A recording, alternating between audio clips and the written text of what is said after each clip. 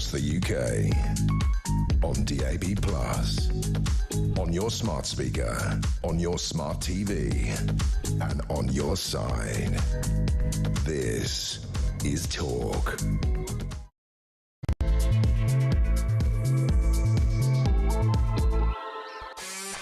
There you are. Good afternoon and welcome to Drive Time right here on Talk. I'm your host, Kevin O'Sullivan, and I'll be with you for 3 powerhouse hours of news, views and topical debate all the way to 7 o'clock. Get on the show, get on the phone and call me on 0344 499 1000, or you can WhatsApp voice note me on the same number and I promise to play your message out.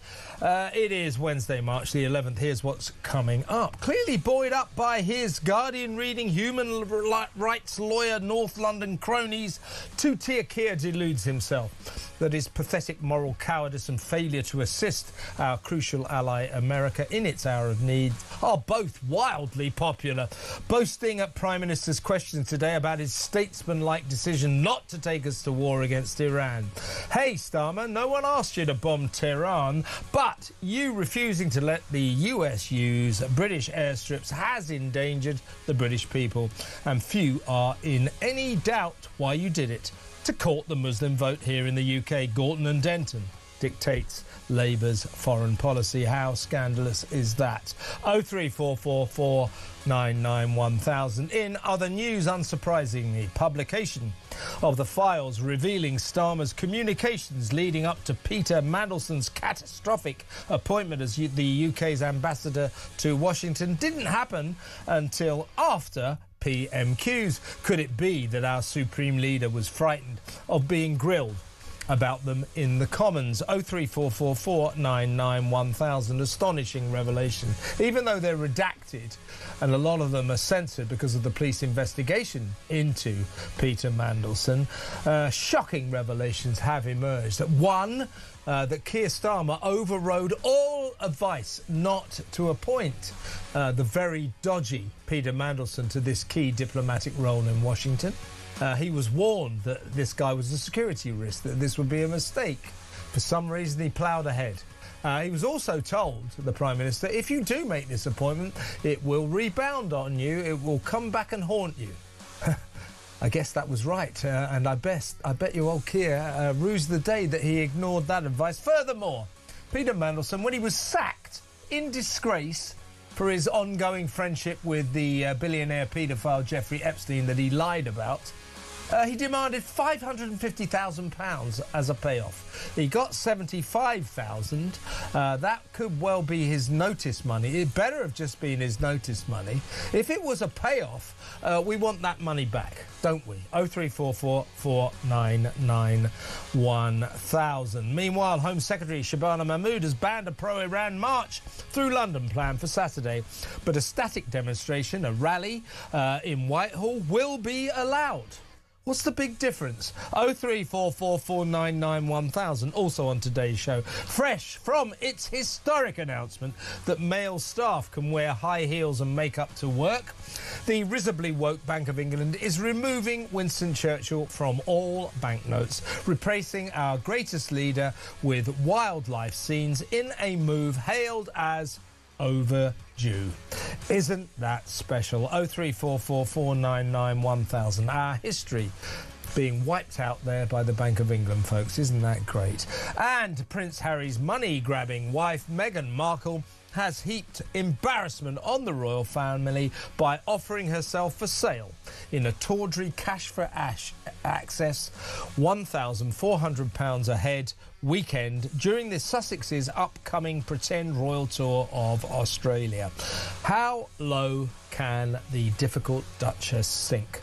0344 499 1000. All that and so much more, so don't go anywhere. Stick with me right here, right now on Talk, the home of free speech and common sense. Let's spend Wednesday afternoon together. And we've got a lot to get through today, so let's go straight over to my first guest, Talk's international editor, Isabel Oakeshott. Welcome, Isabel. And unusually, we're going to start not with Mandelson, not with the Iranian war, but with a brilliant exclusive that you have brought into us. And it concerns a daughter a young girl, a teenager, two teenagers, married at the age of 16 by a Muslim imam, who later received a suspended prison sentence for that, because he said he didn't realise that you weren't allowed to marry people under the age of 18 in this country. Why didn't he know that? He lives here. He got a suspended jail sentence for that. But the problem here is that the Muslim faith is wrapped up in this, that this English girl converted to Muslimism, to Islam, in order to go through with this Islamic ceremony. Well, you tell us the story. Yeah, well, put very simply, within our own country, a young girl was able to marry a young boy. He was, we understand, of Polish extraction. That was his country of origin, a Polish Catholic. She was brought up a Christian, if not particularly a practicing Christian, a Christian. And she converted to Islam as a young teenager. Her father has told the extraordinary story of how his very bright, bubbly daughter, who dreamed of a career potentially in the armed forces — we have a lovely picture of her dressed in her army cadet uniform — at the age of 13, 14, was so sort of surrounded by Muslims at her school in Portsmouth that she ended up converting to Islam. And the first he knew of it was when he was clearing out her, gone up to her bedroom like you do as a parent to clear away the dirty teacups and whatever else, the discarded bowls of cereal and sweet wrap. We all know that syndrome, yeah. And as he's clearing up, he finds a copy of the Quran and a prayer mat under her bed. And naturally, he was very shocked by this.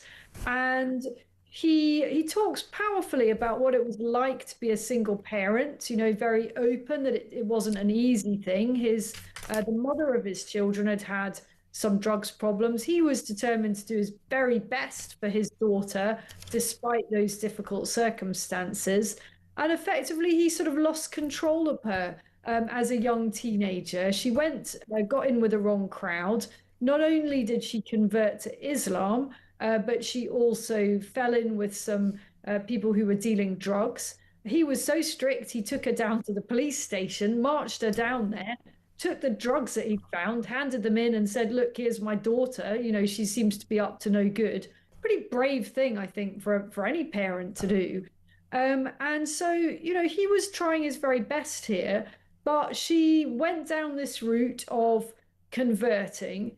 And she eventually left to live with some relatives, and from there decided she would prefer to have foster parents. Was never taken away from her father, and the two of them still have a lovely relationship.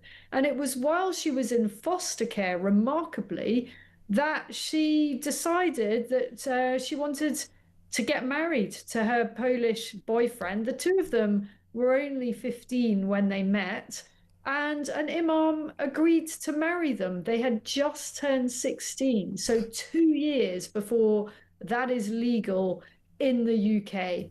And you can imagine when her father found out about this, he hit the roof, as you would. Yeah. And he got involved, and the imam was prosecuted for child marriage and was sentenced to 15 weeks in prison. But I am sorry to say that sentence was suspended, meaning he doesn't serve any prison time at all. And the daughter is called JC, and the father is called Mark. And here he is in a part of the full interview that you have done with him about this extraordinary saga, which, of course, everyone, you can find on YouTube, on Talk's channel at the moment. But here is a little clip from it. And tell me about how it felt the first time you saw her dressed differently. She was wearing Muslim clothes. Very mixed emotions, really. A bit of anger in there, because obviously it just goes against the grain of my family's religion more than anything, So tell me about the first time that you saw her. She was wearing a burqa. Yes, yeah, proper burqa, full head scarf, and yeah. it was pretty drastic, if that makes sense. Quite radical. Yeah, I wouldn't. Yeah, radical, really. It's good that she didn't ditch her headphones, though. But of course, what Mark went on to discover, in case anyone is under any delusion that this marriage was pretty dodgy, was that his signature was forged on the marriage certificate. Here he is talking about that. There was a few pictures on Instagram or one of them sort of sites of her all like really pretty. It looked like a wedding dress, to be fair. And they approached her about it, and she said, "No, I didn't get married," and all that. And then they went under her bed and found a marriage certificate, which I've got a copy of it here. It's a bit blurry, but. And the police have the original They do indeed, copy yes. of that. They've So got the talk original. us through, if you just have a look at it, talk us through what it says and what shocked you about what you saw. It's got my name there, and it's got a signature, which I was in Portsmouth. That's in Northampton, so. So it says father on there. And it says father, so someone's faked my name. So, Isabel, so this cleric was named in court, the one who got the suspended sentence, the Muslim imam, as Ashraf Osmani. Is the suggestion here, or the implication here, that he married these two kids as a way of endorsing their status as new converts to Islam?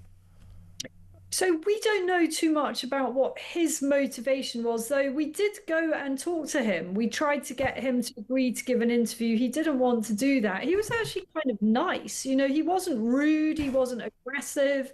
He was perfectly polite, and he told a yarn about how he had no idea that this was illegal at the time that he did it. I mean, this is a little bit hard for me to believe, I must say. And he did say in a bit of a giveaway line, you know, they'd been looking around mosques who would agree to do this. And I thought, yeah, and that makes it sound like several other mosques said, we're not doing this. You've only just turned 16.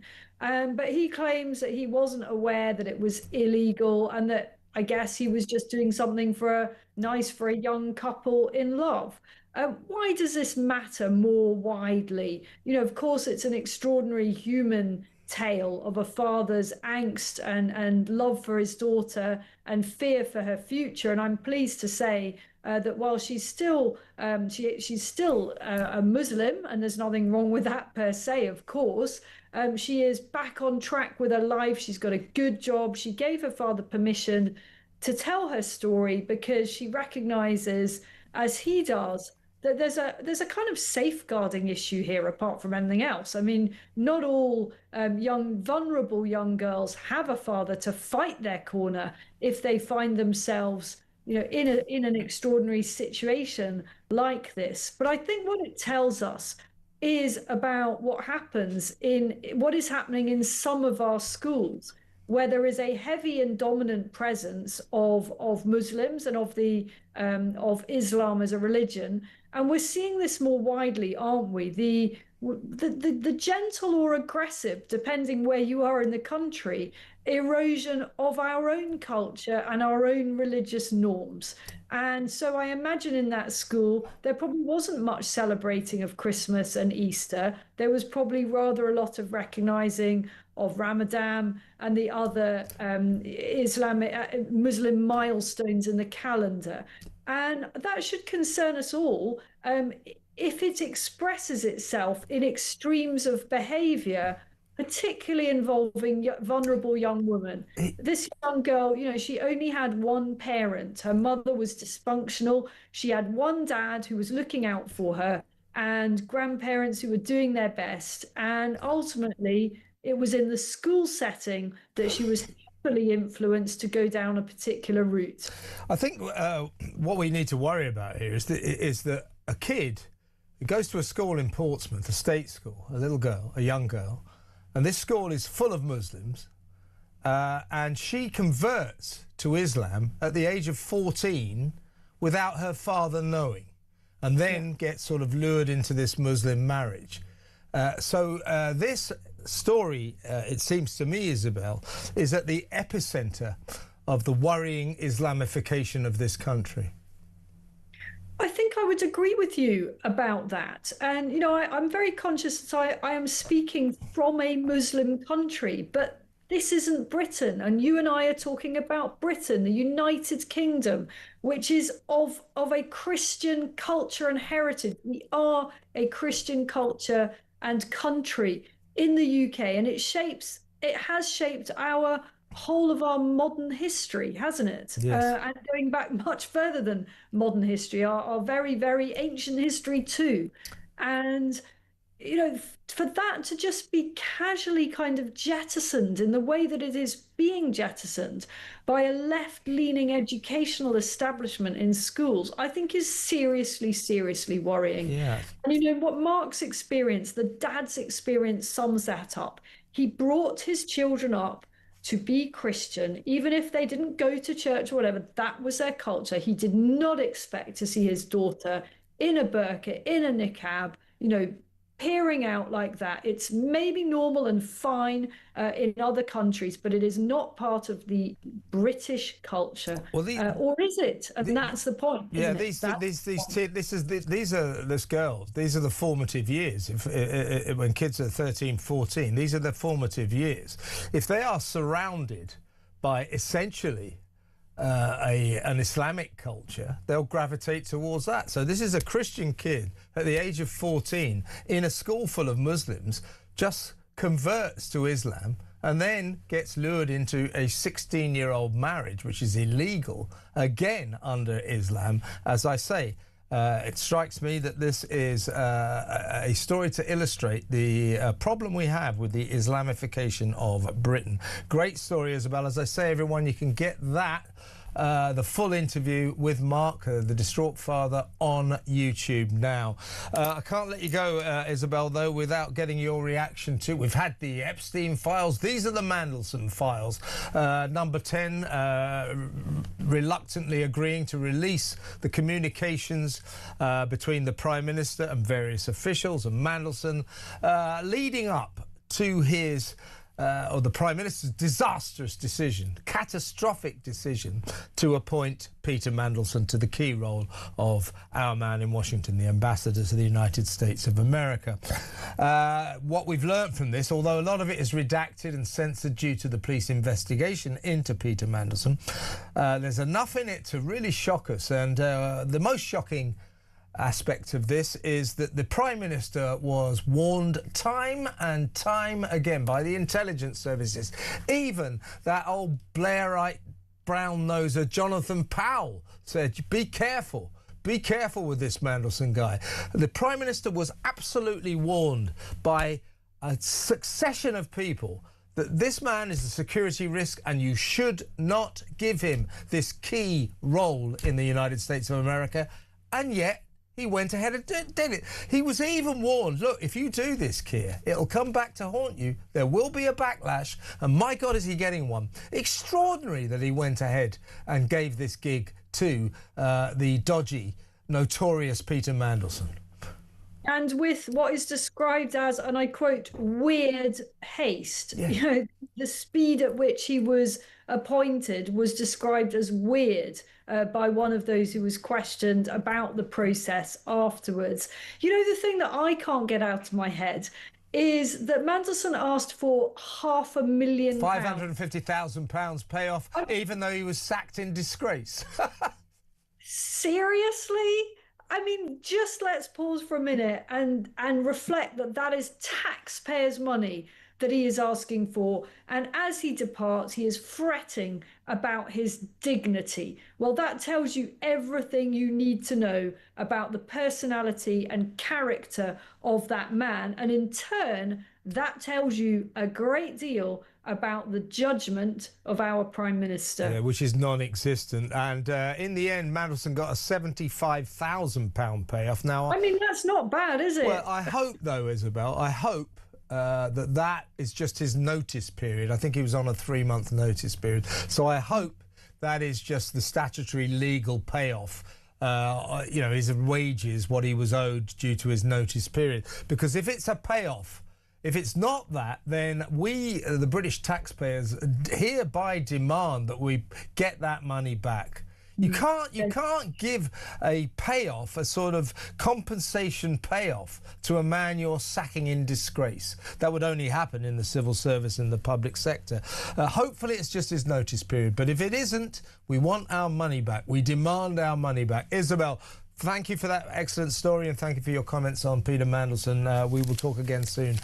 Isabel Oakeshott there, our international editor. We're going to return to the big story of the day, Peter Mandelson, in just a second after these messages. We're going to talk to Giles Kenningham. He is a former number 10 advisor to the Conservatives. So that next, stay tuned.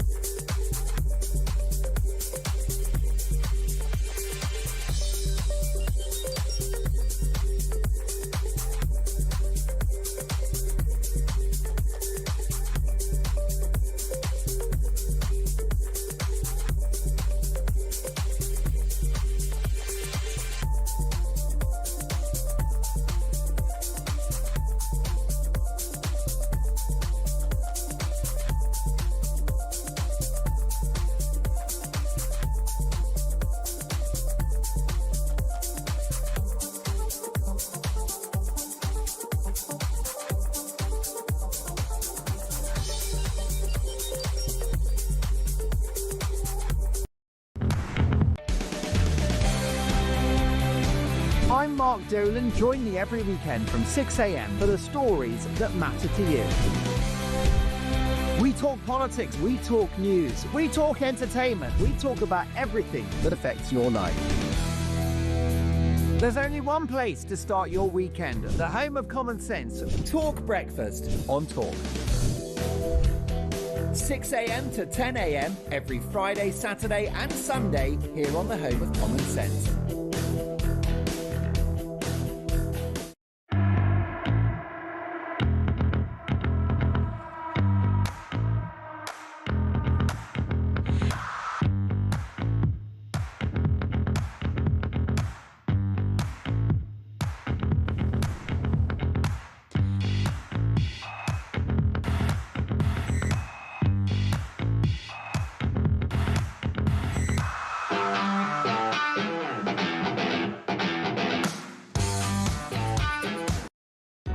Across the UK, on DAB+, on your smart speaker, on your smart TV, and on your side.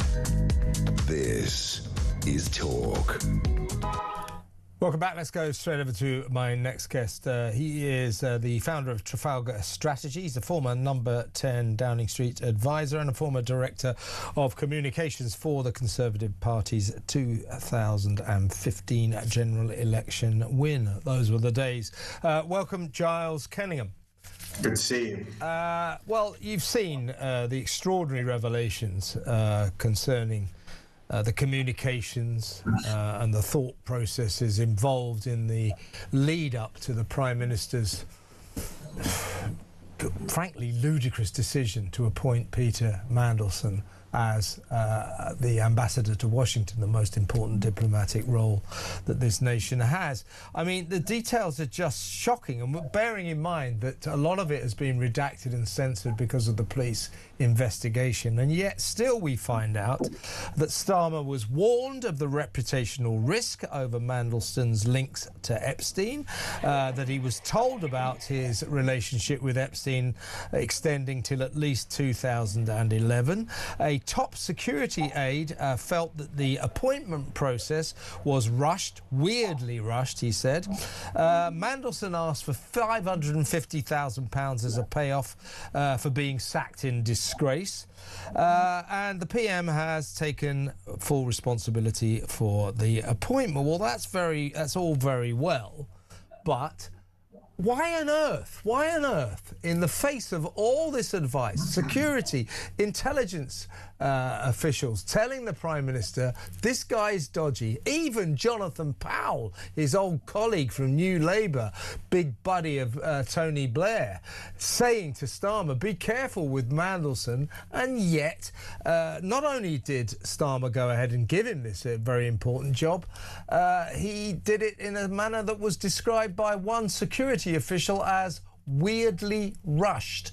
What the hell was going on, Giles? I mean, look, you cannot defend the indefensible. There's nothing ambiguous about what's been released. It's all there in black and white. The risks were clear. They were flagged to Starmer on multiple occasions. And I just wonder if this is going to be the tipping point for him, which actually does trigger his downfall in a very different way that Chris Pincher triggered Boris Johnson's downfall. Because, you know, all these assurances we've been told about how Starmer said he was misled. You were told that the relationship with Epstein carried on after he was convicted. It carried on whilst he was in prison, that Mandelson stayed at his home.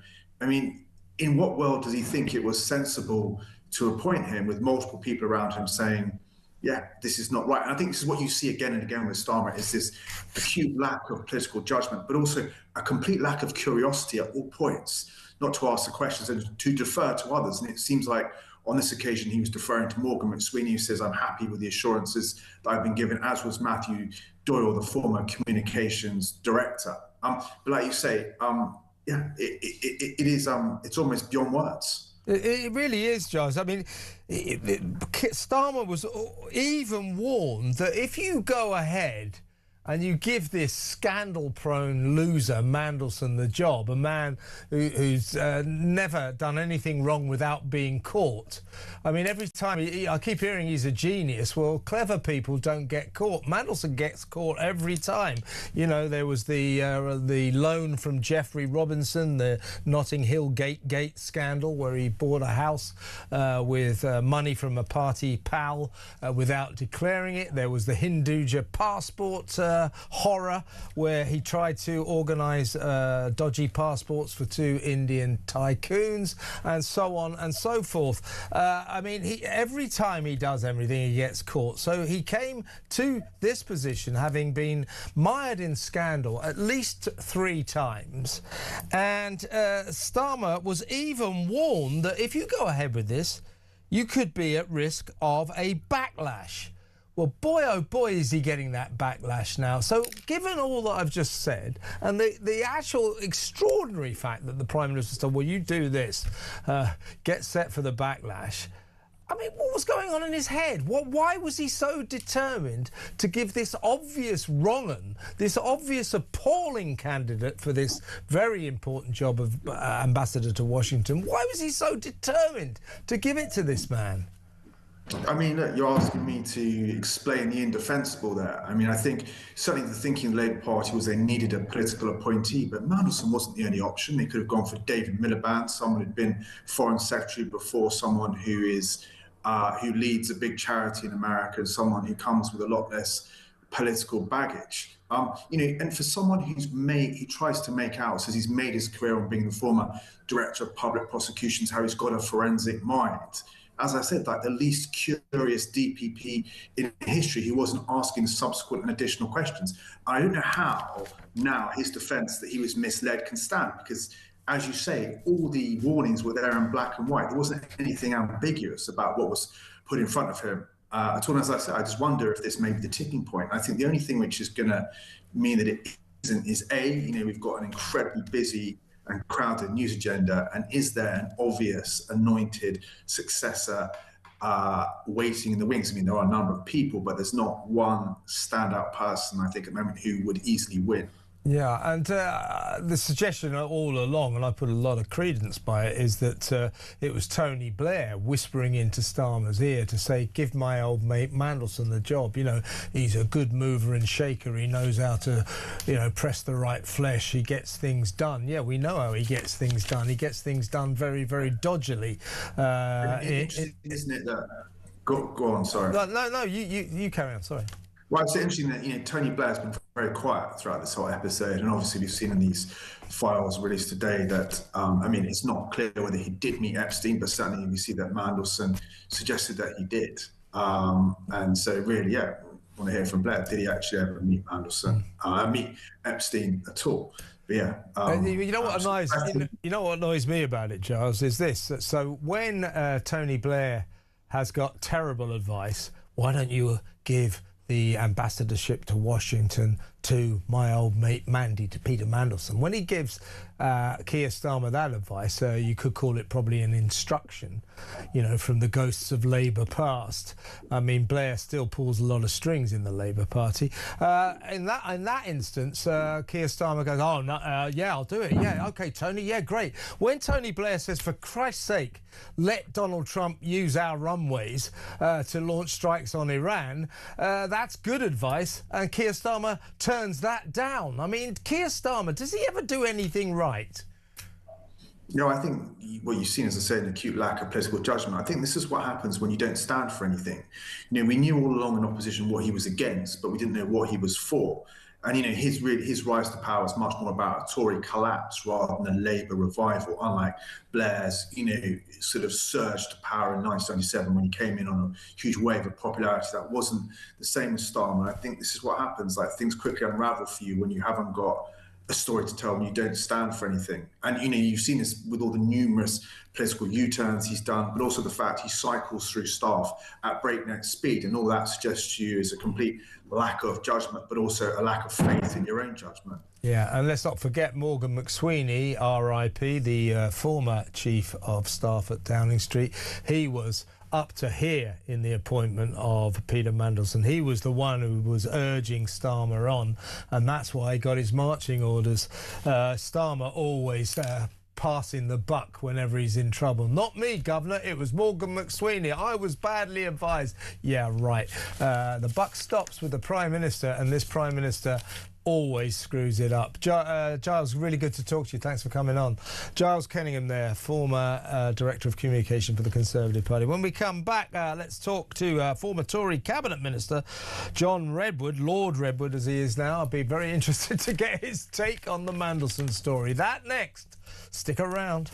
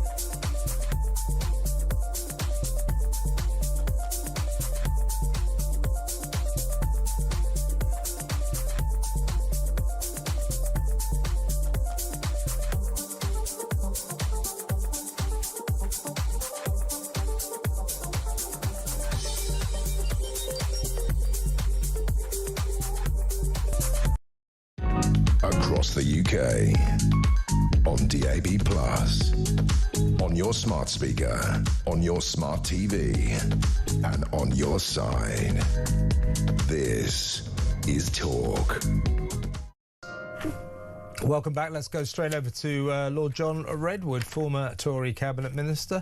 Welcome, Lord Redwood. I was very keen to get your reaction to the Mandelson story today. Absolutely extraordinary. It's now clear, due to these files that have been released against the government's wishes, that the Prime Minister was warned time and time and time again not to make Peter Mandelson our ambassador to Washington.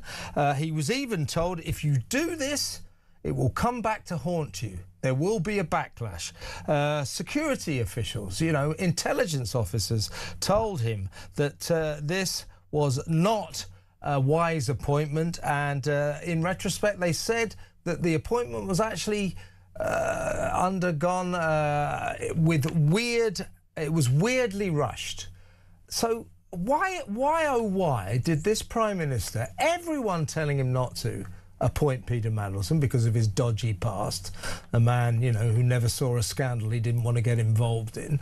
Why did he do this? Why did he go against all of this advice? What was going on here, do you think?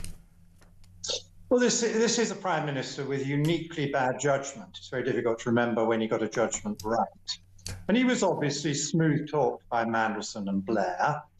He was half-heartedly fighting the left in his party. He was told by Mandelson and Blair, no doubt, that they dealt with it in their day and they'd gone on to run a government for quite a long time. And he obviously fell for it. But everybody else was telling him this wasn't a good idea. I mean, I was telling him, along with quite a lot of other commentators, that Mandelson had a very bad track record. And that the ambassador we'd got in the United States of America, a professional diplomat, had been doing a really good job for him. I mean, she secured a very important early dinner meeting with President Trump before he took up all his full duties in order to smooth the pitch, because obviously the Foreign Secretary said disobliging things about the president before he got elected, and the Prime Minister hadn't ever expressed any interest in having a good relationship with somebody like Donald Trump. So she did a wonderful job. It worked. Donald Trump was prepared to accept the Prime Minister as he'd won a big victory and he was a leading ally. And then the Prime Minister does this crazy thing. He puts into the midst of the Trump camp a British ambassador who reminds everybody of Epstein, which was the one thing that the American president wanted off the agenda. Yeah, that's so true.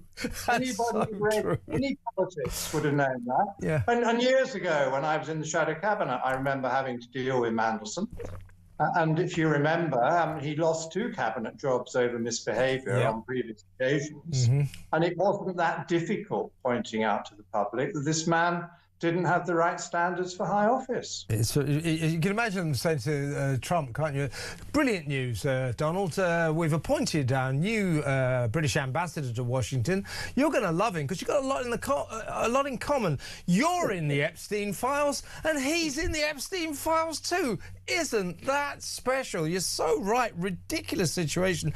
What do you feel also? I think this is a measure of the man, that when he was sacked in disgrace, Peter Mandelson, from that gig in Washington, because he lied about his continuing friendship with his paedophile billionaire pal, his best pal, as he called him, Jeffrey Epstein. When he was sacked over that, he demanded a £550,000 payoff. He didn't get it, but he did get £75,000. Now, I'm hoping that £75,000 was his notice period, a kind of legal statutory payoff that he has to get because that's his notice period. If it's not, if that's compensatory, then we, the taxpayers, have to demand that money back.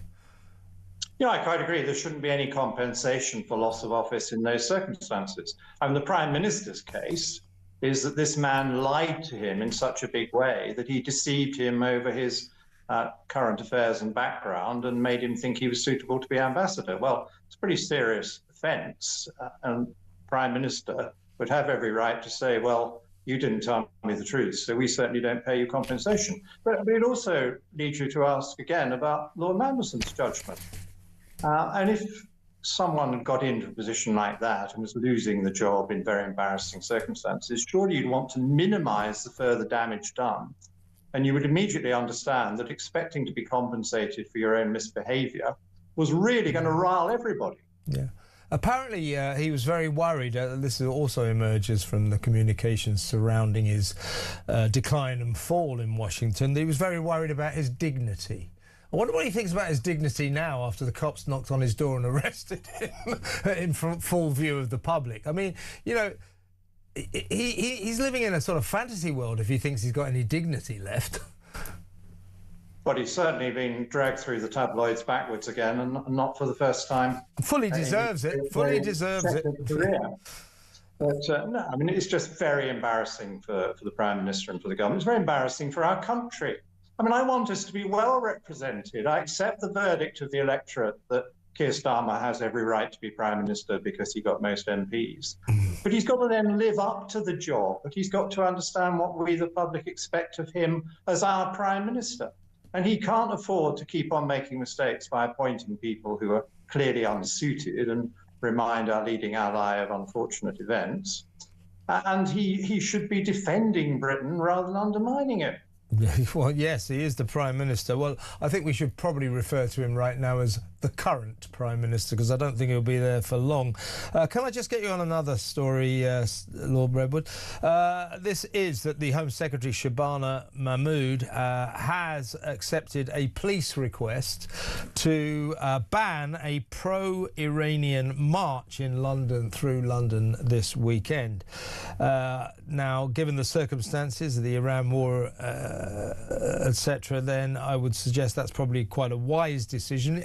And yet, they will still allow a protest, a demonstration. There will still be a static demonstration in Whitehall. Let's see, before I get your response on that, let's have a quick look at Shabana Mahmood talking about this earlier today. This context creates clear challenges for the police. Heightened attention and therefore larger expected attendance, heightened tensions between protesters and counter-protesters, and therefore greater potential for conflict. Under normal circumstances, they are sufficient to ensure protests remain peaceful and the public are kept safe. However, the Commissioner has clearly stated that the Metropolitan Police's view is that serious public disorder cannot be avoided unless a prohibition under Section 13 is introduced. It does make you wonder why, ever since October the 7th, 2 years ago, they've been allowing these pro-Palestine hate marches to snake through every city in the country. So all of a sudden they banned this march, but they have not banned the Al-Quds hate march, as it's called, or the actual demonstration itself. They will still be allowed to have a static rally, which I gather will unfold outside the Home Office in Whitehall.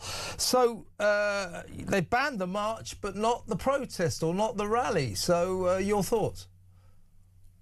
Well, I think the Home Secretary has probably followed police advice, and I hope that what the police have said is that they can police a static demonstration and they can keep other people away from it who might otherwise get into violent exchanges. And let's hope that is the advice she's got. I can't second guess the police advice, and she has to be mainly guided by the police advice. But of course, she is ultimately responsible. And if she doesn't think she's got all the legal powers she wants, but she also thinks it's quite wrong to allow this demonstration at a time when we are effectively at war with Iran, then she could put the necessary legal powers through in a few hours in Parliament. I don't think the opposition would get in her way.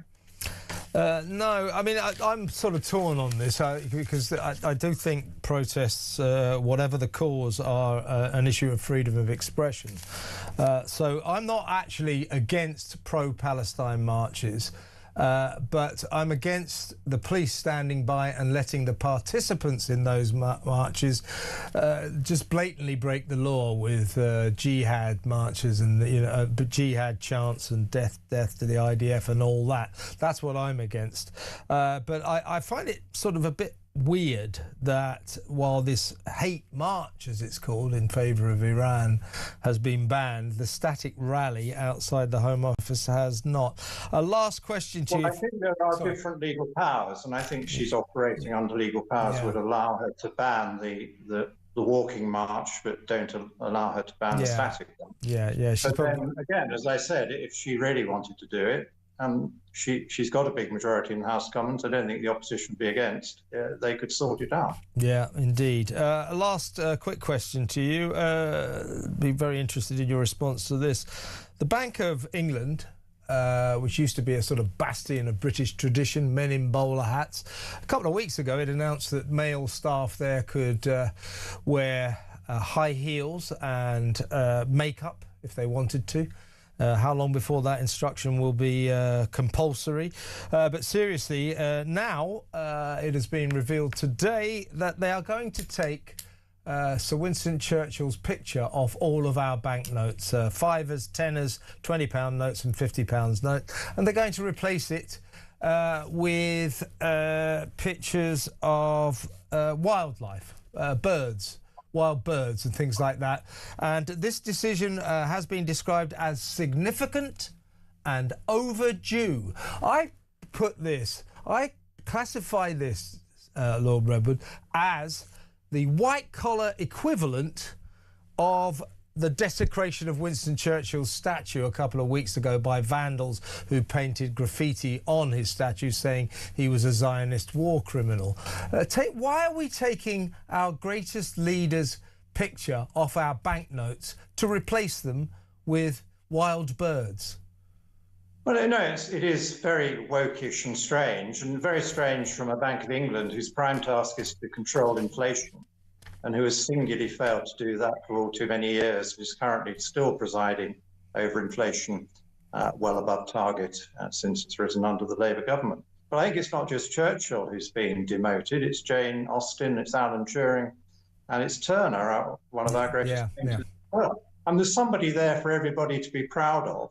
And surely this is what makes a nation, and this is about our historical culture. And it's a talking point with your children and grandchildren, and it's something that brings us together. And the bank is now trying to make out that these historical figures are in some way divisive, and that the only thing we can agree about is we like the birds and the bees. Yeah. Well, I think we should aspire a bit more than that and say that, look, we do have a common historical culture we're very proud of, and surely practically everybody in the country must be proud of the fact that Churchill led this country to resist genocide and tyranny from the Nazis when it was extremely difficult and very costly for our country. Yeah. And surely we can all be proud of that. Yeah, put him on the banknotes. Why are you taking them off? It's just unbelievable. I think it's the erosion of the deliberate erosion of our history. Lord Redwood. Well, why do they think it's important, and why have they got time to do it? You know, they have really let us down on their main task, which is to control inflation. Yeah. And some of us think a lot of that was to do with the Bank of England because they printed too much money and kept the interest rates far too low for too long. And why on earth can't they study that, apologise and do a better job on the main topic? Well, they're too busy erasing Sir Winston Churchill and letting male staff wear high heels and makeup. They've got far more important things to worry about than inflation. Lord Redwood, very good to talk to you as always. Thank you so much. Lord John Redwood there, former Tory Cabinet Minister. Next up, we're going to talk to Alex Gandler. He's spokesman for the Israeli embassy here in the UK. We're going to war catch up and find out what the news is from his angle. That next. Stay tuned.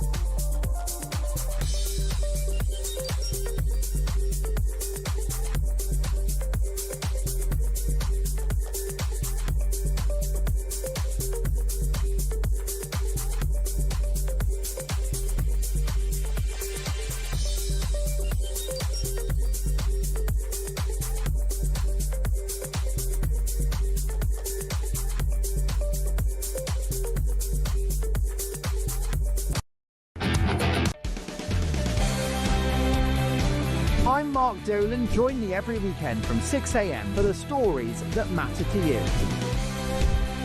We talk politics, we talk news, we talk entertainment, we talk about everything that affects your life.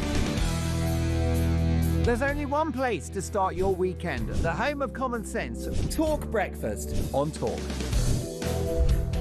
6 a.m. to 10 a.m. every Friday, Saturday and Sunday here on the home of common sense.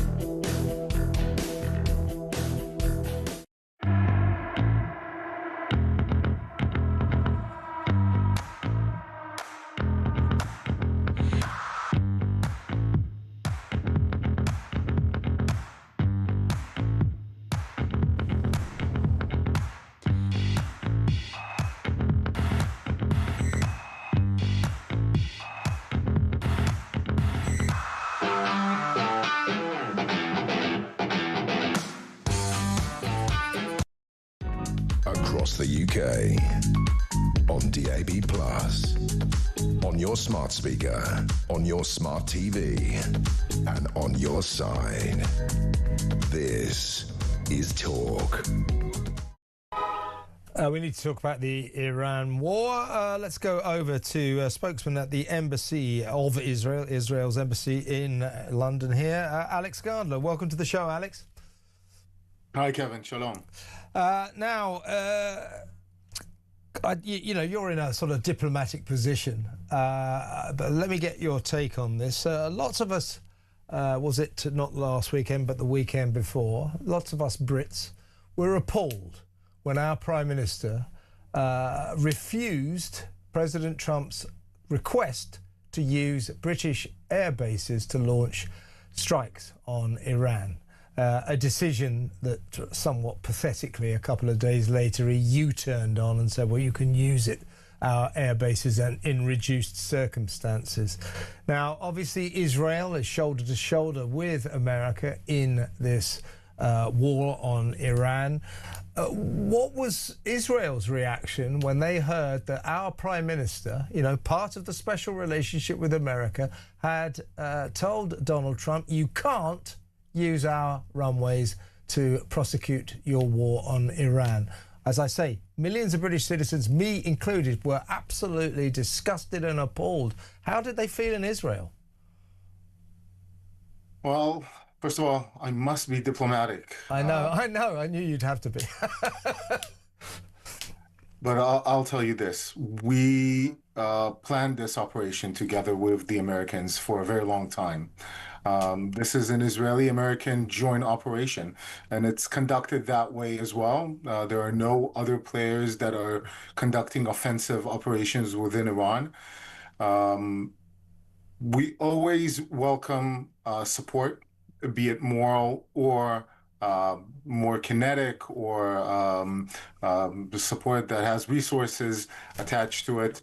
So we are very ready to operate and work on our own together with the Americans in order to help everyone. And I think it's everyone that we're helping to get rid of this Islamic regime, be it the people of Iran themselves, or NATO members, European state members, or the Gulf countries that are now having to deal with Iranian missiles shot at them daily. Let's talk about the cause of this war, because a lot of people are saying, oh, why have they done this? Israel and America didn't need to do this. Why have they done it now?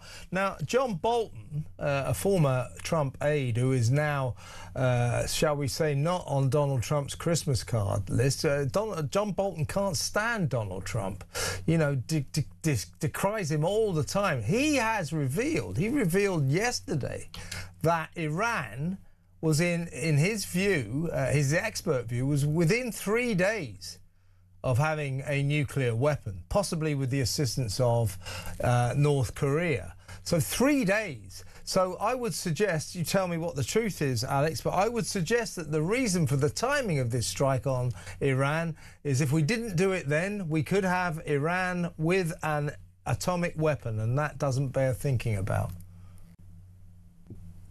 I'll tell you this, Kevin, and again, because your questions are so good, I'll have to remain partially diplomatic about it, not to give out my intelligence sources or thoughts about a politician of this or that sort.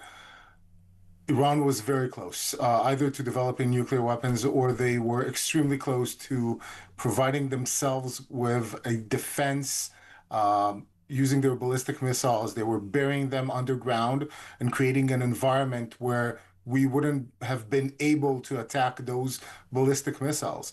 In themselves, they are a strategic weapon for Iran, and you can see them being utilized now, be it on Israel, or we had almost 400 just missiles shot at us, but also we had drones shot at us, but also other countries as far away as Cyprus, where you had 2 drones fired at Akrotiri naval base, the British base. So Iran was developing this strategic program to gain immunity from anyone attacking them. And once they had that immunity, nothing would have stopped them from advancing towards a bomb. Can you imagine Iran threatening the region with nuclear weapons as we speak? We can deal with the ballistic side, and Israel has been doing it quite well. Also, the countries of the region, the Gulf countries, Saudi Arabia, and so on. But you see how much effort it is, even though we have reached a saturation of Iranian targets. We have destroyed 60% of their launchers. They're left with something like 1,500 missiles and 160 launchers. So we are on the cusp of destroying their strategic capabilities. But will it instigate regime change? So Israel has made it very clear it wants regime change. I think that most of us want regime change. We don't want those vicious, mad mullahs and ayatollahs to continue to rain terror on that poor country and indeed the rest of the world. So Israel made no bones about it. We want regime change in Iran. Donald Trump has been more diffident about it. He's sort of gone along for the ride, but hasn't quite said that. My question to you, Alex, is regime change a realistic proposition anytime soon? You know, it's quite a hard question to answer. How does regime change come? Does it come through air power? Does it come through pressure? Does it come through heads being taken off? Does it come through the people on the street uprising against the mullahs and ayatollahs? First of all, I think the moral position on it should be a different regime should be in Iran. This Islamic Republic regime, this despotic regime that has been there for 49 years should definitely disappear. This is something that I don't think there's anyone, especially in the West, but also in other countries, disputes. How does it come? It's a good question. What we have created together with the Americans is an opening for the people of Iran to take their fate into their own hands. So it's an important moment. And if you look at what happened at the 12-day war in June and how it translated to what later happened in January 2026, when hundreds of thousands, if not millions, of Iranians went to the streets, Adam, 30 of 40,000. I'm with you, Adam. I'm with you. I hope it does happen. Thank you very much for joining the show. Trevor Kavanagh next.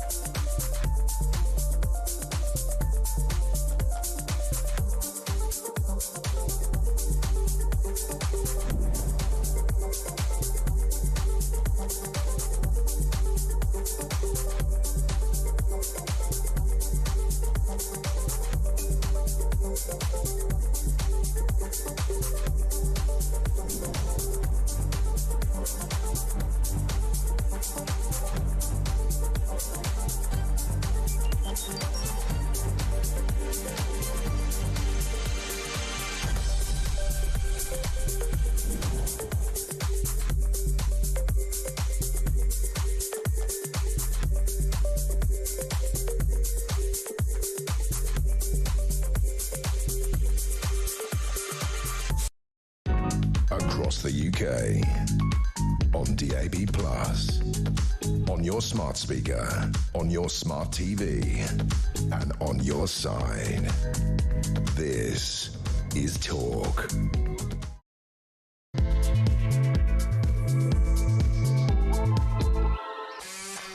Welcome back. Get on the phone. Let me know. Very interested to hear what you think about the Mandelson saga. The fact that the Prime Minister was warned time and time again by the intelligence services, by advisors, even by Jonathan Powell, one of Mandelson's mates. Don't appoint Peter Mandelson. Do not make this dodgy, scandal-prone man ambassador to America. And yet he went ahead and did it in a way that one security official described as weirdly rushed. Why was the Prime Minister so anxious, so keen to ignore all advice and appoint the ludicrously dodgy Peter Mandelson to the key position of ambassador to the United States? What was going on here, do you think?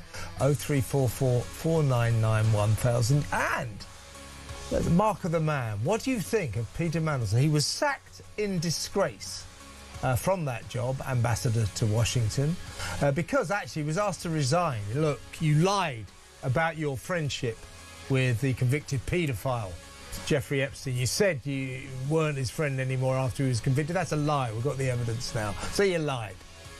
Would you like to resign? No, I won't resign. So he was fired in disgrace, at which point he said, I demand £550,000 in compensation. He didn't get it. He got £75,000. That better be his notice period and not compensation money. If it's compensation money, right here, right now, we, the British taxpayers, demand our money back. That's a disgrace. But what do you think of this little weasel, Peter Mandelson, asking for £550,000 after being sacked as ambassador to Washington in disgrace? 0344 499 1000. Well, let's talk about this with the former political editor at The Sun, Trevor Kavanagh. Well, Trevor, I mean, it just gets worse and worse and worse, this. Now, you know, we already knew that Starmer had gone ahead with this appointment of Mandelson to Washington against advice, but we didn't quite know or realise the extent of this advice.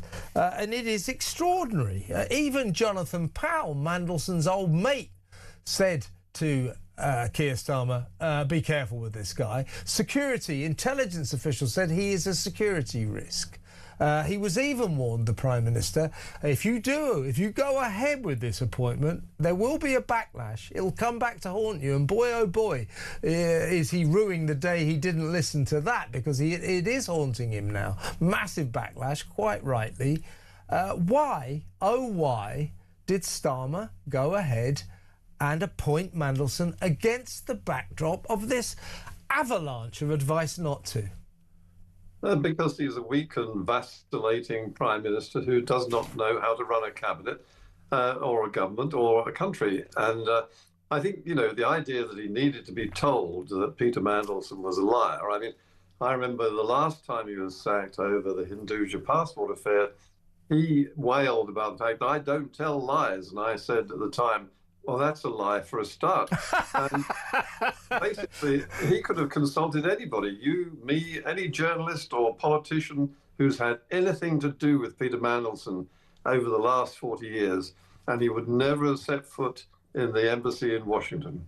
Yeah, and you know, the Prime Minister's taking full responsibility for Mandelson's appointment. Well, that isn't really good enough, is it? I mean, you know, there's so much evidence stacking up that points to Starmer, you know, getting these marching orders from number 10 Downing Street fairly soon, probably May, local elections. So this, in the end, will just be another reason for him to go. But in itself, in and of itself, this Mandelson saga should mean that the Prime Minister goes. I mean, this is you can't just have a Prime Minister saying, oh, sorry about that enormously massive mistake I made over Peter Mandelson, but hey, I'm taking full responsibility, so that's okay. No, it's not. You're the Prime Minister. You're not allowed to display that egregious lack of judgment in any circumstances. So this is a huge nail in his coffin, isn't it?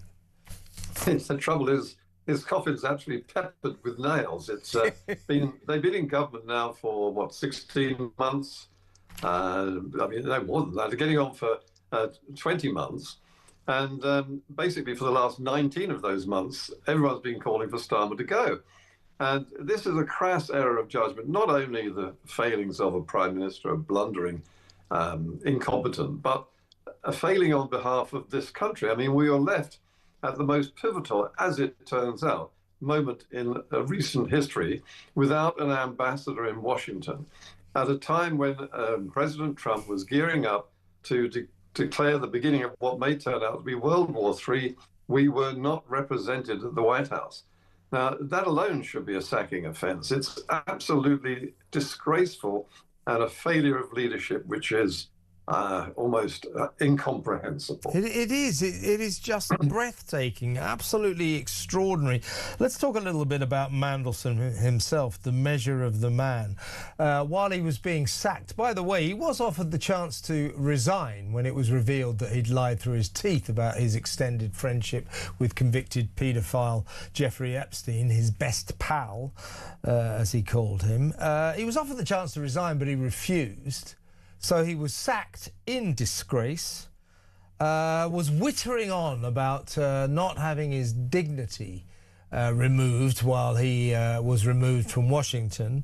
What dignity? And demanded a payout, a compensation payout of £550,000, £547,000 to be accurate, to be precise. £547,000 after being sacked in disgrace. What the hell was he talking about?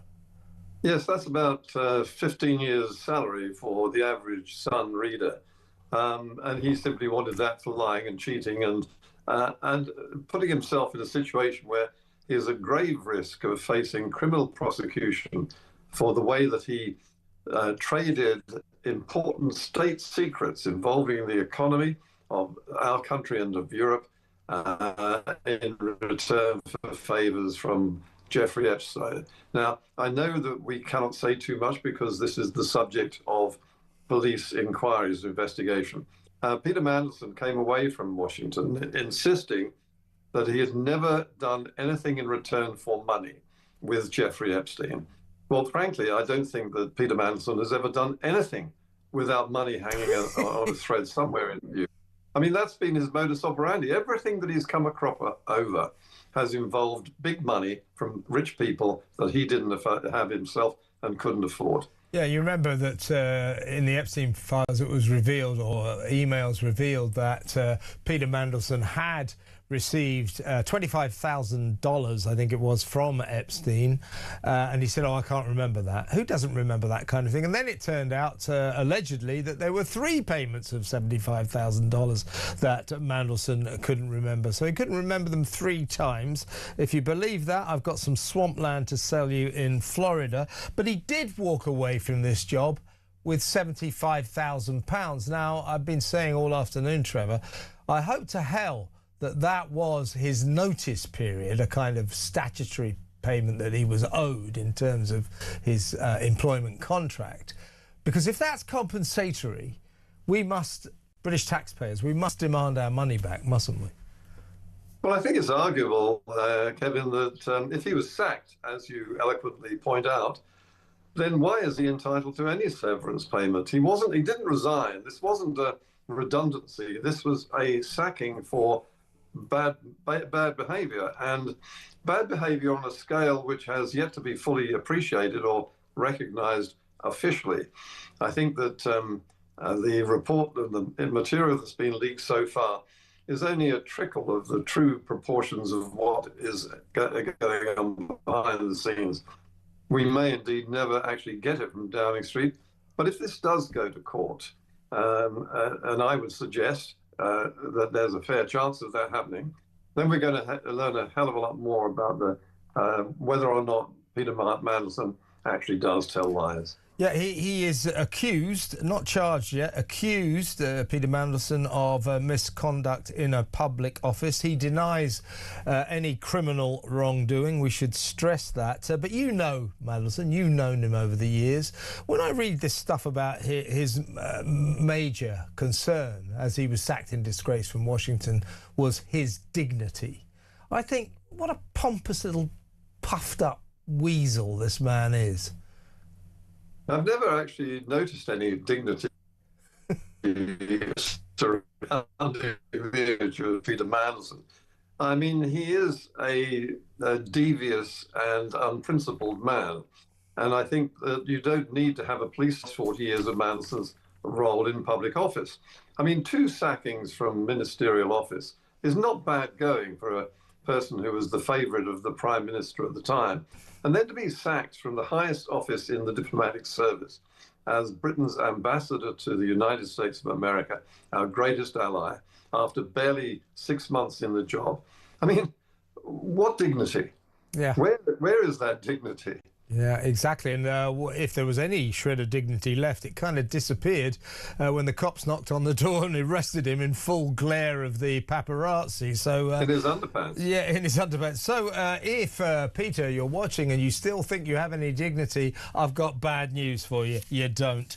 Let's talk about this pro-Iran hate march on Saturday, which has been banned. The Home Secretary has accepted a request from the Metropolitan Police to ban the march, but a rally, a static rally, will still be allowed. Apparently that will unfold in Whitehall outside the Home Office on Saturday.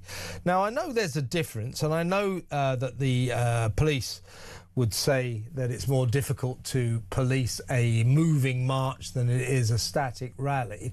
But in the end, you know, if we're talking about the principle about do we allow demonstrations in favour of our enemies, as in Iran, we are going to allow it, and it is going to happen. So in the end, I think march or big static rally, it's not a big difference, is it? Well, you have to wonder what's going on between the ears of the people who are actually organising and going to take part in this rally or whatever it is that they're going to hold. I mean, they're supporting a regime which has machine-gunned many people in their age group, university students, young protesters, over the last few weeks and months for simply protesting as these people are doing here in London on Saturday, in what would surely be a freedom of speech, democratic right of principle, and they were killed for it. Yeah, it is. And yet here we have people lining up and who have never uttered a word about these people who have been slaughtered. Yeah, exactly. I mean, the rally is wrong. It is. I'm sort of always torn about banning, you know, freedom of expression and all that, torn about banning this kind of thing.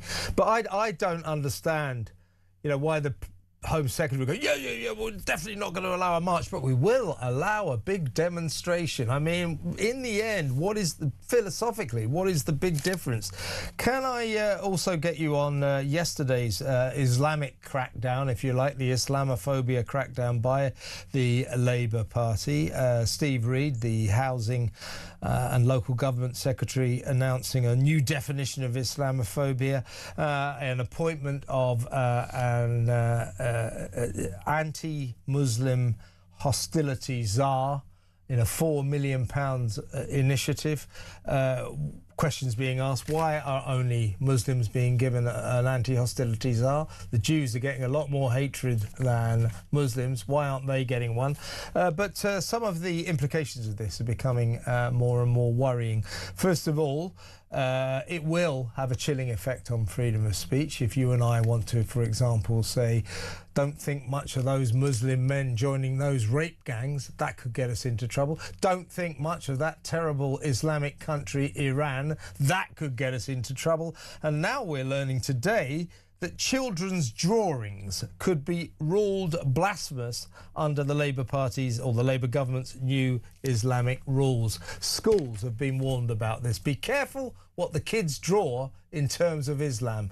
This is really terrifying, isn't it? Well, it's beyond belief, really. We're living now in a dystopian world, aren't we? In which a cult, in my view, a religious cult is dictating to the people of Britain how we should conduct our lives. I mean, I know that we must say that Muslims generally, I'm sure, are peaceful and want to live in a country where people go about their business freely and able to say what they want to say. But there is a significant minority who wield the whip hand in the Muslim community who want to dictate terms to us on the way we live our lives. And they are come under the title of Islamist. Well, that's a nonsense in itself. They are Islam, they are Muslim, and they are determined to inflict upon us the strictest interpretation of the Quran and the Hadith, of which most of them were made up by people in the Middle Ages sitting around a campfire with no justification whatsoever, except their imaginations, as they have folk tales handed down over the years. And yet we are dancing to the tune of people who are prepared to kill for it. And they are prepared to go on the streets and support murderous regimes like Iran. It is just unbelievable. And we have a Labour government aiding and abetting it. Yeah. The Muslim vote that this government so cravenly courts obsessively is responsible for this nonsense, this Islamophobia nonsense, and it's also responsible for foreign policy at the moment. That's why Keir Starmer has been so reluctant to in any way associate Britain with the attacks on Iran. It's Gorton and Denton. That's what's dictating all of this, which is scandalous, frankly. Talking of which, I want to get a last word from you, Trevor, on this. I'm asking most of my guests today. The Bank of England, once the bastion of British tradition, full of men in bowler hats, only a couple of weeks ago announced that male staff could wear high heels and makeup to work. Isn't that special? Now, this ludicrously woke organisation has today announced that Winston Churchill, Sir Winston Churchill, our greatest leader, his image will be removed from all banknotes, fivers, tenors, £20 notes, £50 notes, and replaced with pictures of wildlife, wild birds. This is said to be a move that is long overdue. Why would the Bank of England want to get rid of the pictures of our greatest leader, the man who saved this nation, indeed saved the Western world in its hour of need during the Second World War? Well, you have to remember that the Bank of England employed Rachel Reeves as its basically chief accountant, if I remember correctly, depending on which version you believe. So, you know, they've become irrevocably woke. There is no other reason for putting people in... I think they're going for vegetables and animals and all sorts of other things on the banknote. The reason is because Winston Churchill and the royal family represent to the left-wing wokerati everything that is horrible about Britain and its history. They hate our history and they want to rewrite it, or if they can't rewrite it, they want to write it off and eliminate it from all records that pass through the hands of the British people on a daily basis. And money changes hands all the time. I don't suppose it's very often that anyone actually looks at the pictures of Winston Churchill on those notes, but it's very symbolic of the role that he played in saving this country in the 1940s. I think Trevor's Zoom link has broken down there, but we got the gist of what he was saying. Let me know what you think about it. What would you rather see on our banknotes?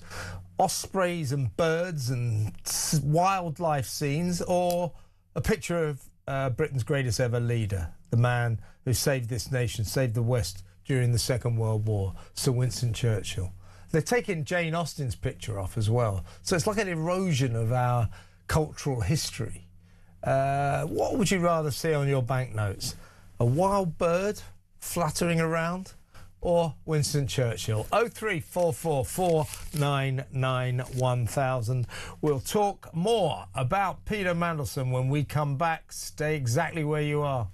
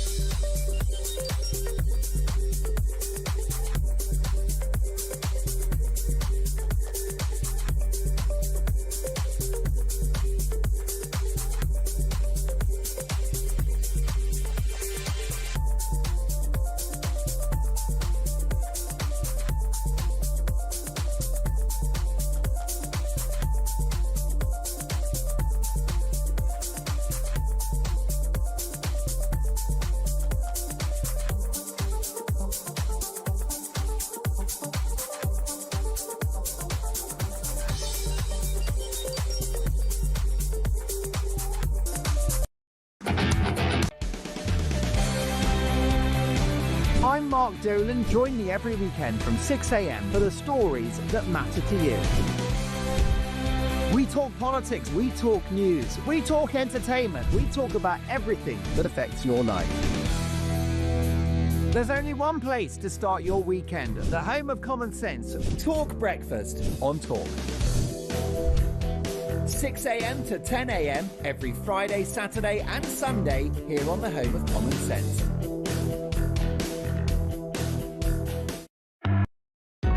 Across the UK, on DAB+, on your smart speaker, on your smart TV, and on your side.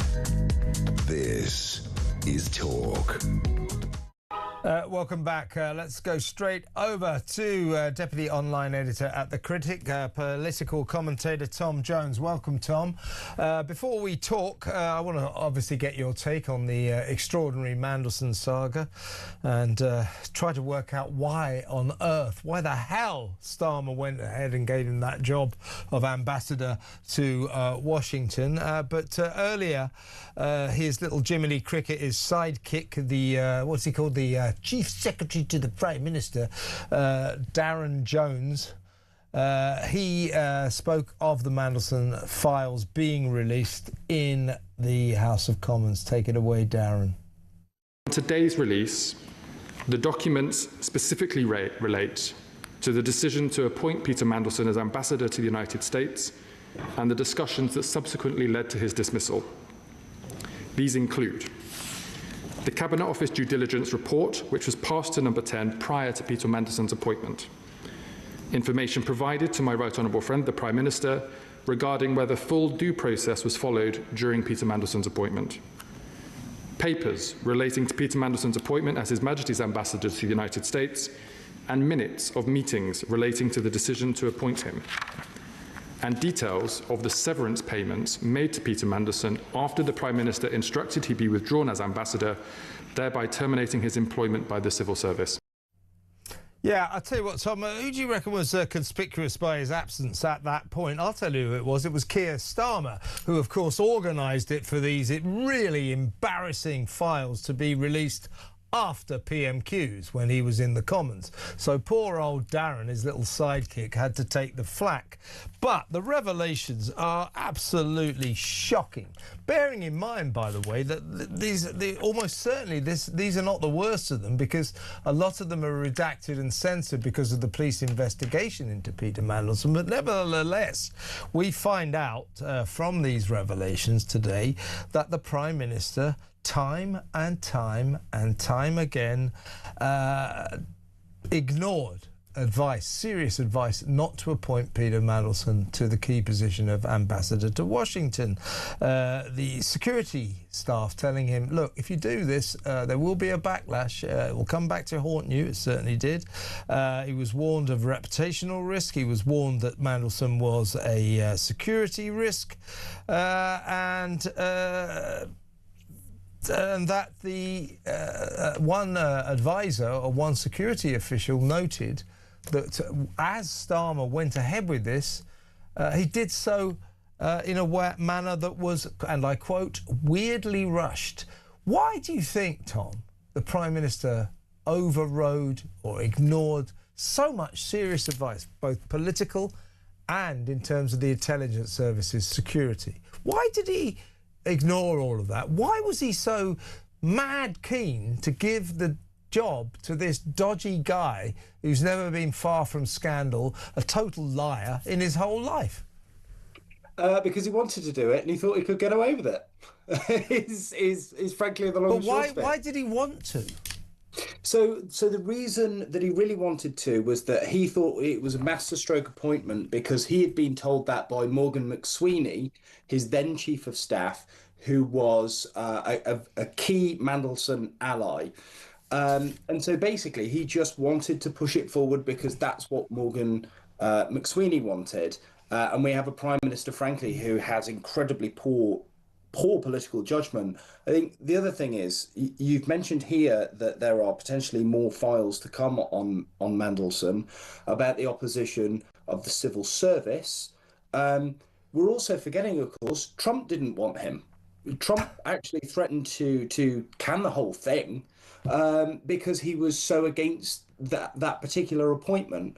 And now, the taxpayer is now on the hook for a 77 grand payout because Mandelson didn't lie about his relationship with the long-standing relationship with the international paedophile financier Jeffrey. Except he did lie, and that's why he got sacked. I mean, he was offered the chance, Tom, to resign after it emerged that he'd completely lied through his teeth about his continued friendship with his best pal, the convicted paedophile Jeffrey Epstein, after his conviction, after his prison sentence. In fact, he was staying in his apartment, his Manhattan apartment, while Epstein was in prison for that offence. So he lied through his teeth.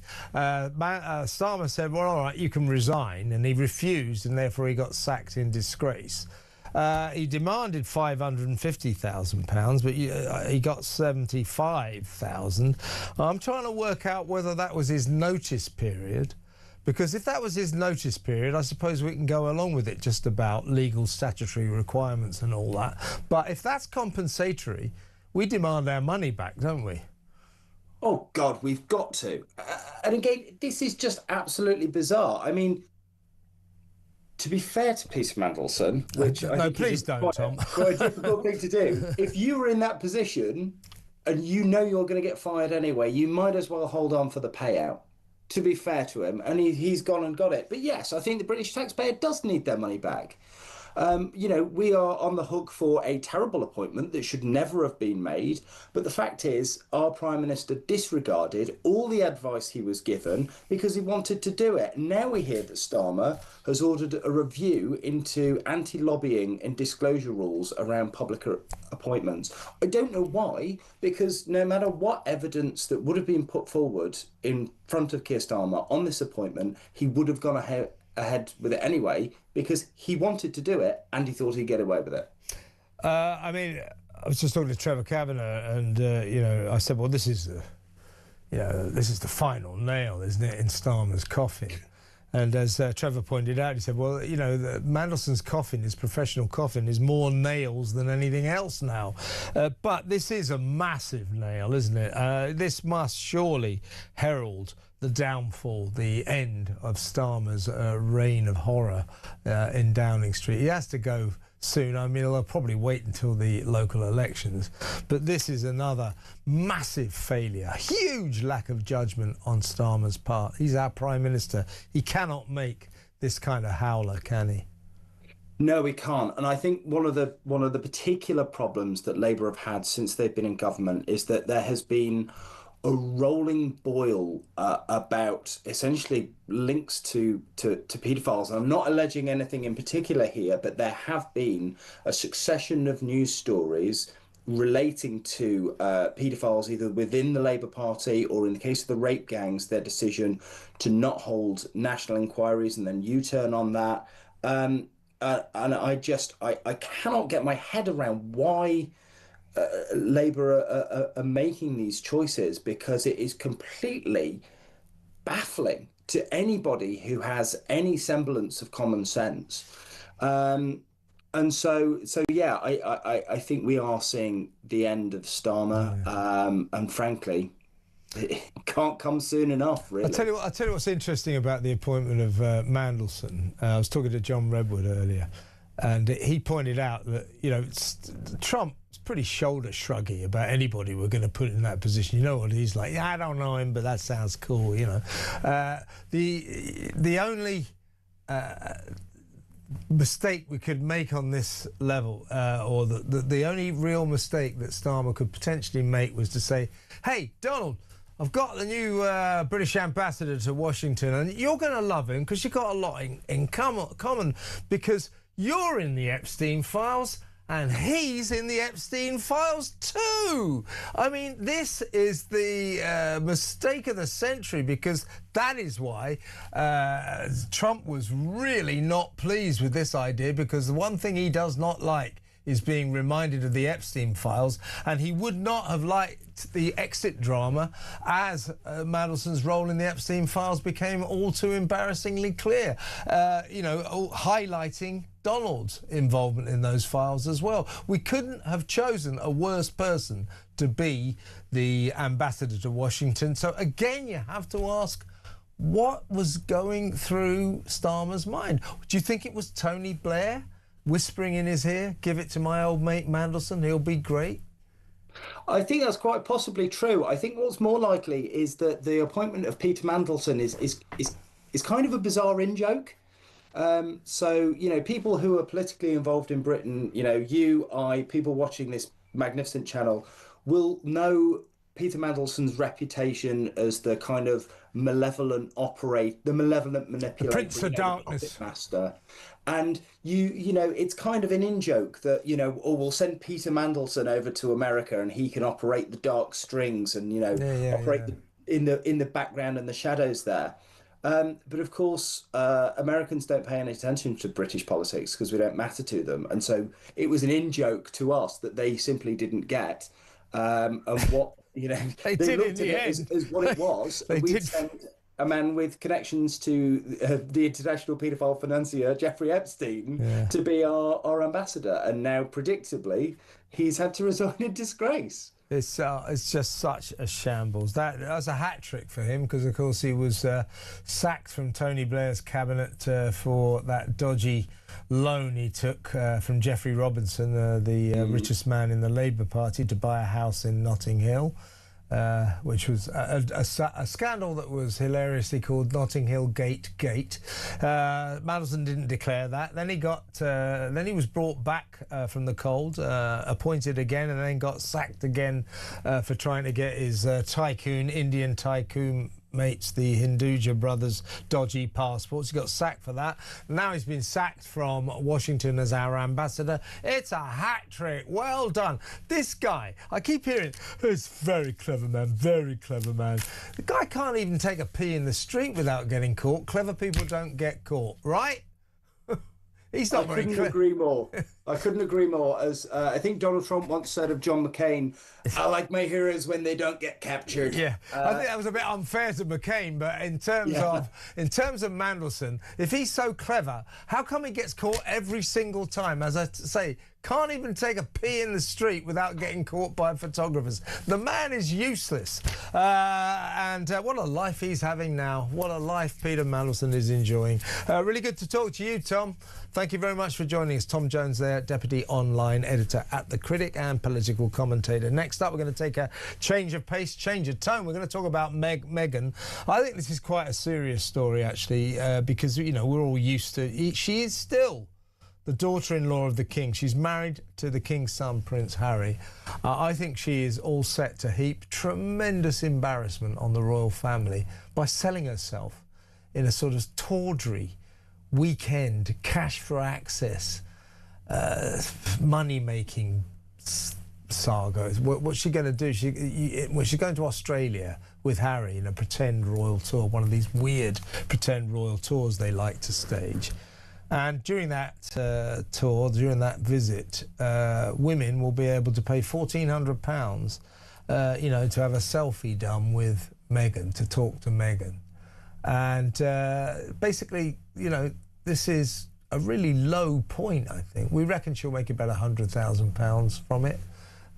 Is she that desperate? I know that sounds like a lot to you and me, but to someone in those circles, 100 grand, does that indicate she's desperate for cash? Does to me. But what a low point for her to reach. Selling herself access. Can I do a selfie for money? Really? Really? Can the difficult Duchess sink any lower? 03444991000. We'll talk about that next. Stay tuned.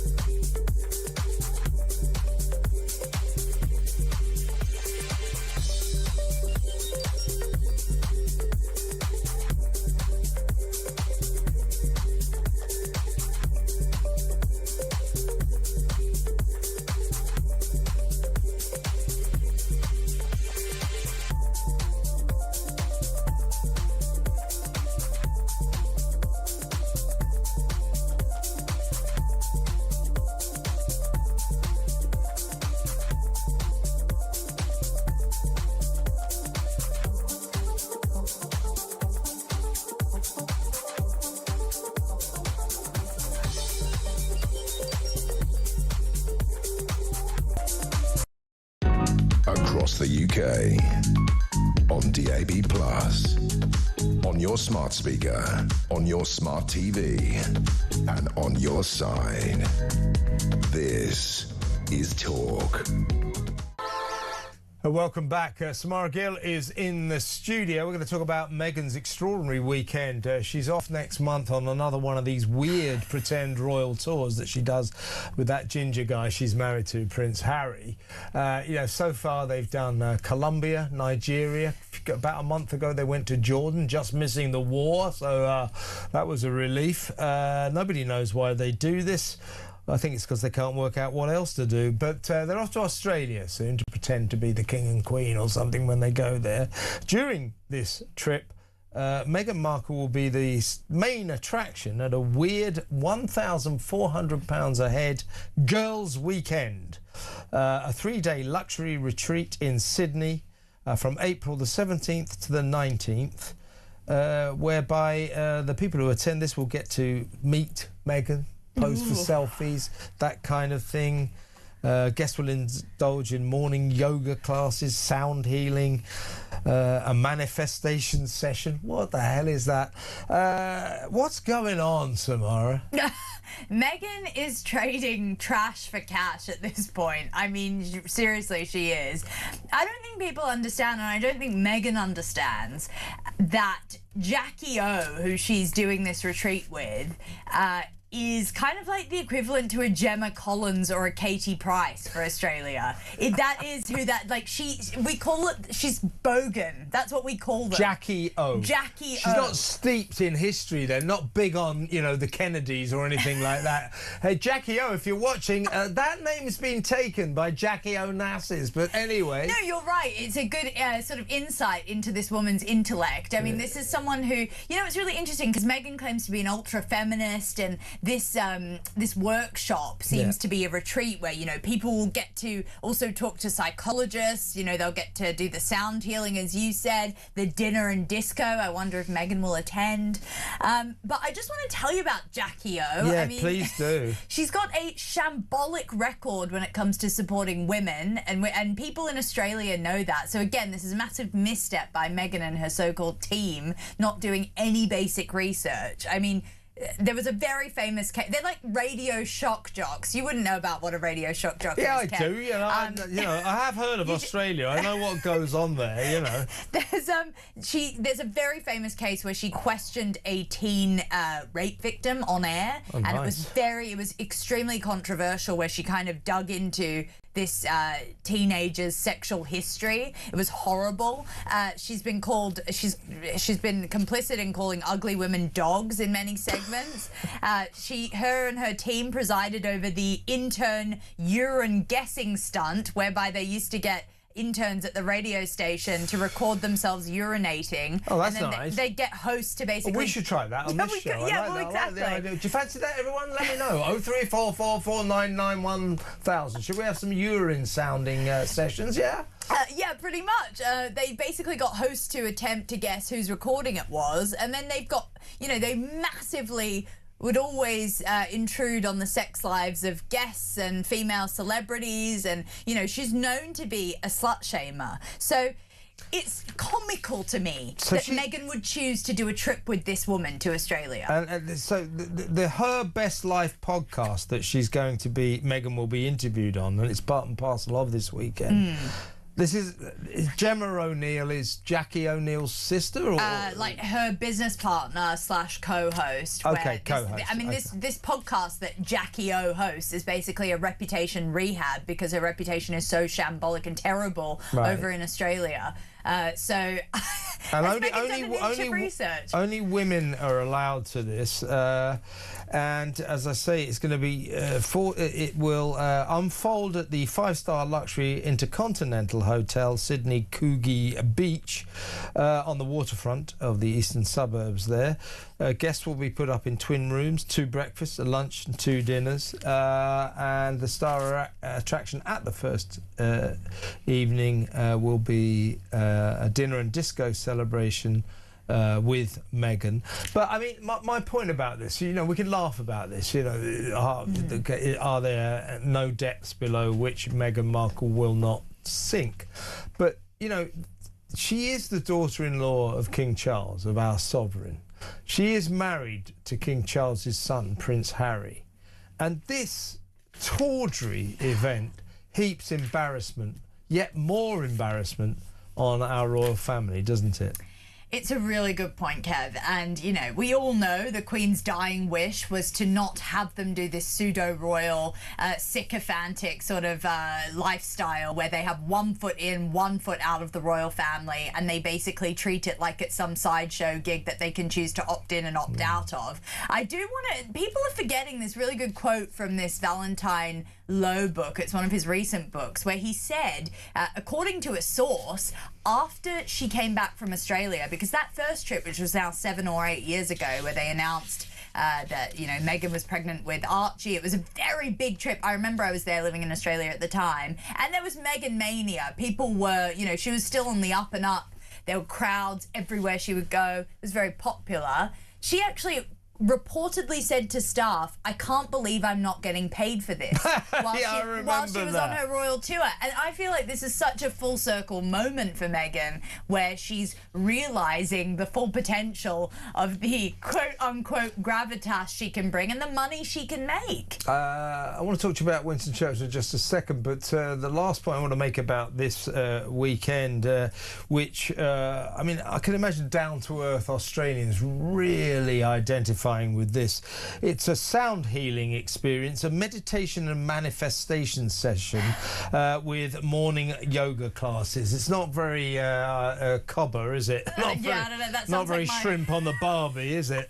It sounds like my entire childhood. I'm just getting the flashbacks of waking up to my mum doing some vegetarian recipe. Yeah, but you're an unusual Australian. Yeah, I am an unusual. I'm joking. I've got an unusual textured past, as you know, Kev. Yeah. But no, it's not very shrimp on the barbie, and you know they're known for what their relatability. This isn't something Harry's certainly going to sign up for. It's very Meghan, but I don't think the Australians will fall for it. I mean, this is part of a bigger conversation, but there is the US celebrity version that does decently well for Harry and Meghan. Australians are far more like the British in terms of our cynicism for the royal family. So this money-spinning tawdry event will be for 300 women.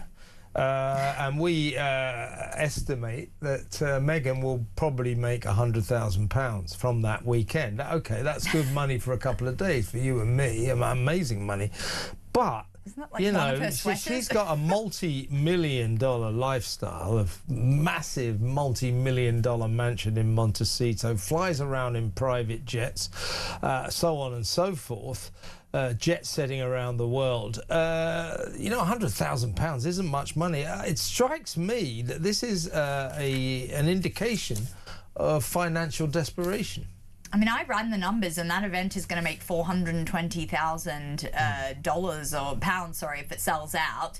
And Meghan wears about $120,000 worth of jewellery on her wrist at any one time. I mean, just the security for this trip is going to cost more than that. It doesn't make any sense to me, but it does reek of desperation. I mean, I'm sure you've mentioned, but her Netflix deal has basically been completely struck down today. That's no longer happening. They've completely parted ways. Also with her failed loose fruit spread. They said that no one was interested. No one's interested. You know, Ted Sarandos, the Netflix CEO, has had some nice pleasantries to say, but he's basically said, go away. Go away. That's a nice way of putting it. Yeah, I'm sure behind closed doors more. Yeah, so, and I don't believe, as ever, her Scam Jam company, you know, the astronomically priced domestic products company, is making any money at all. So I wonder whether or not the gruesome twosome, the Sussexes, are in financial trouble.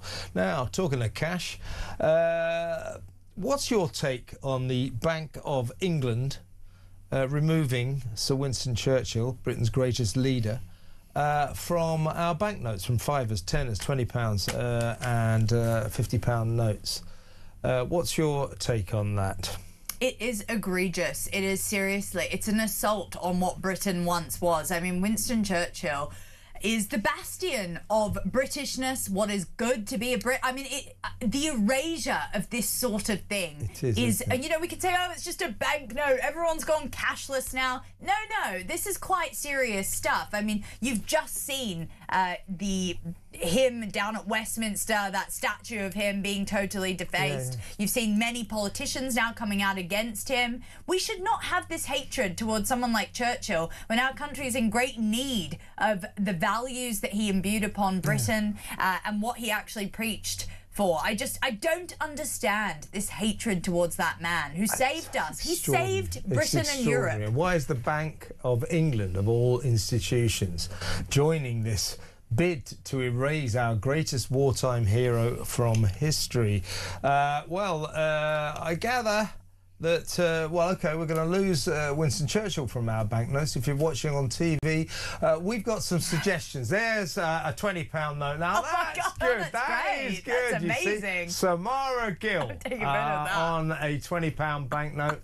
Any others? Oh, look at that one at 20. Oh, that looks much better. You could have got me on a 50. Why couldn't you get me on a 50? So, yeah, what do you think? Me and Samara on banknotes. This is fantastic. We need to get this made for the listening audience. I mean, you look really good. You were made to be on a banknote. The £20 note has received an upgrade, I will say. Yeah. Well, look at me. I look kind of almost statesman-like there. So images can be deceptive, quite clearly. There you go. Let me know, everybody. Thanks, Samara, and welcome to our currency. Well, look, let me know what you think about this. I do think it's serious, what Meghan's getting up to. I think that this is her lowest moment, and I do think that what she's doing, literally selling herself, cash for access, 1,400 quid a head, at a tawdry weekend in Australia. I really do think that heaps embarrassment on our royal family, because she is still married into them. Prince Harry is still the son of our king. What do you think about this? 03444991000. Sport next with Sean Custis. Stick around.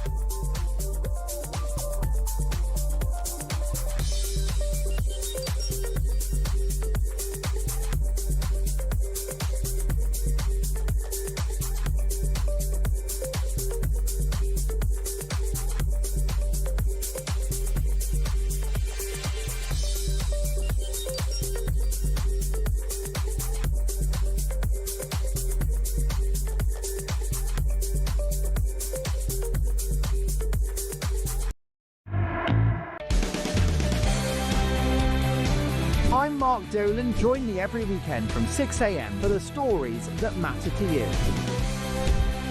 We talk politics, we talk news, we talk entertainment, we talk about everything that affects your life. There's only one place to start your weekend, the home of common sense. Talk Breakfast on Talk. 6 a.m. to 10 a.m. every Friday, Saturday and Sunday here on the home of common sense.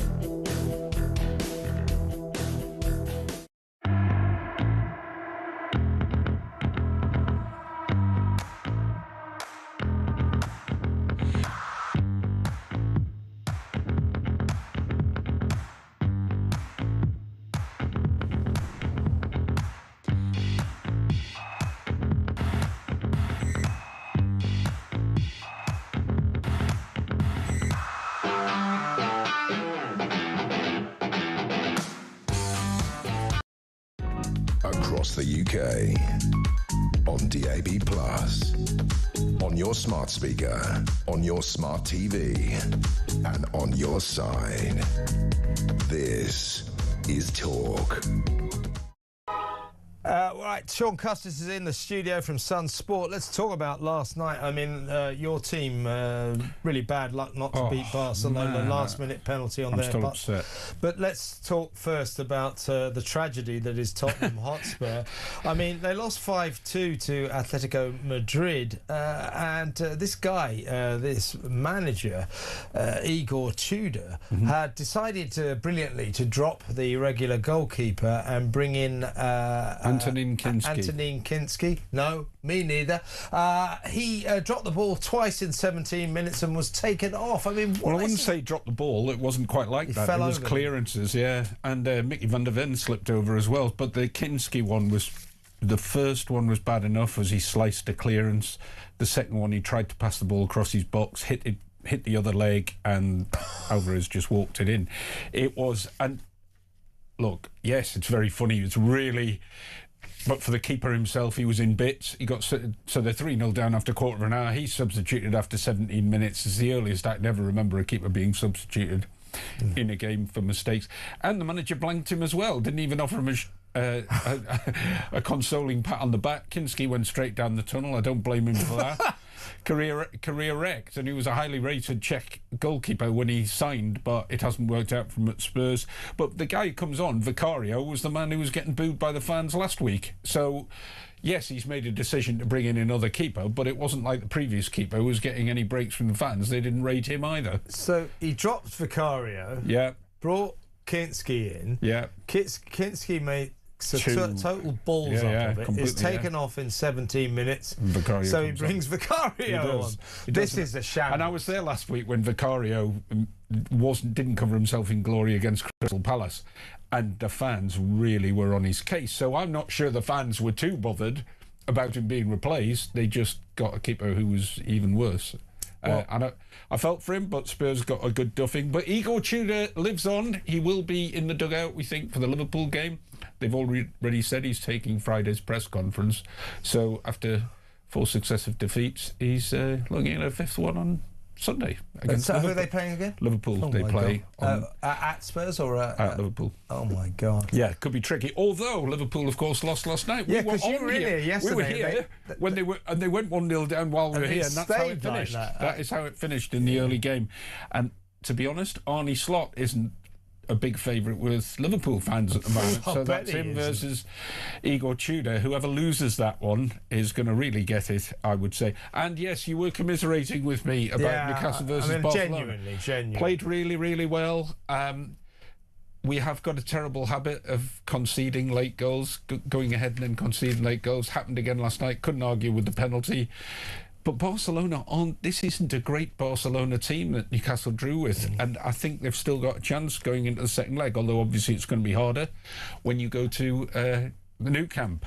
Tonight, as you said, Leverkusen are playing Arsenal, 0-0, but there's a couple of real big ones. Yeah, they're already playing, folks, they are. And it's 0-0 at the moment. There's a couple of real big ones, though. So Paris Saint-Germain versus Chelsea. You think, well, you are talking the European champions versus the world club champions. Yeah. And Chelsea destroyed Paris Saint-Germain last summer in that final of the World Club Championship. Played really, really well. So they shouldn't be daunted by playing them. You're just not quite sure what you're going to get. You're never sure with Chelsea. You don't know which Chelsea's going to turn up, do you? No. And Real Madrid are playing Man City tonight. That's a hell of a game, isn't it? Yeah, but they always play Real Madrid have met City 5 times in the last 5 years in the knockout tournaments. They play them more than they play first-team terms. They are. I think they've played 15, 17 times in the last 15 years. So it's a regular fixture, but still got some spice about it.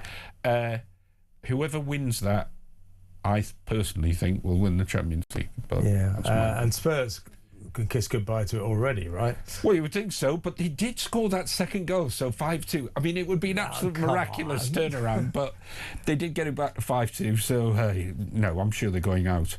And what about relegation for them? It really is looking on the cards now, isn't it? Well, it's certainly getting closer. I don't know, you Fulham fans, because you're a littler club, does it matter? How dare you? I mean, it's, there's bigger rivalries than with Spurs, like Arsenal, like West Ham. But how do Fulham fans feel about Spurs? Well, we always play very well against them. We always beat Spurs. But our position is like most middling clubs. We're just keen on survival, not getting relegated.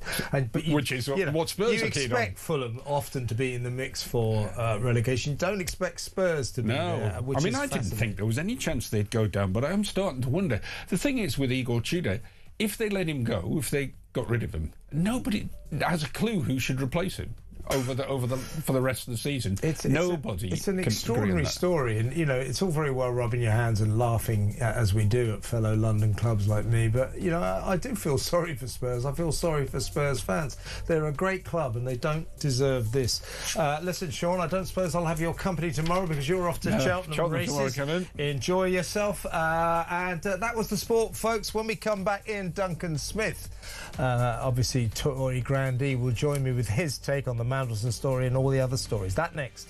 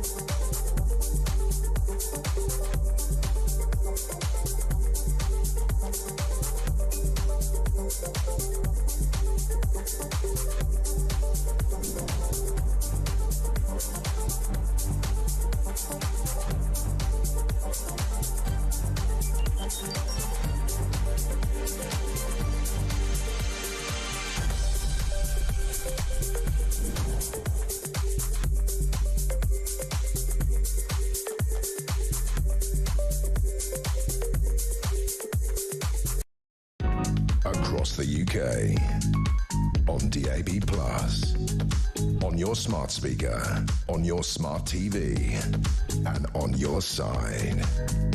This is Talk.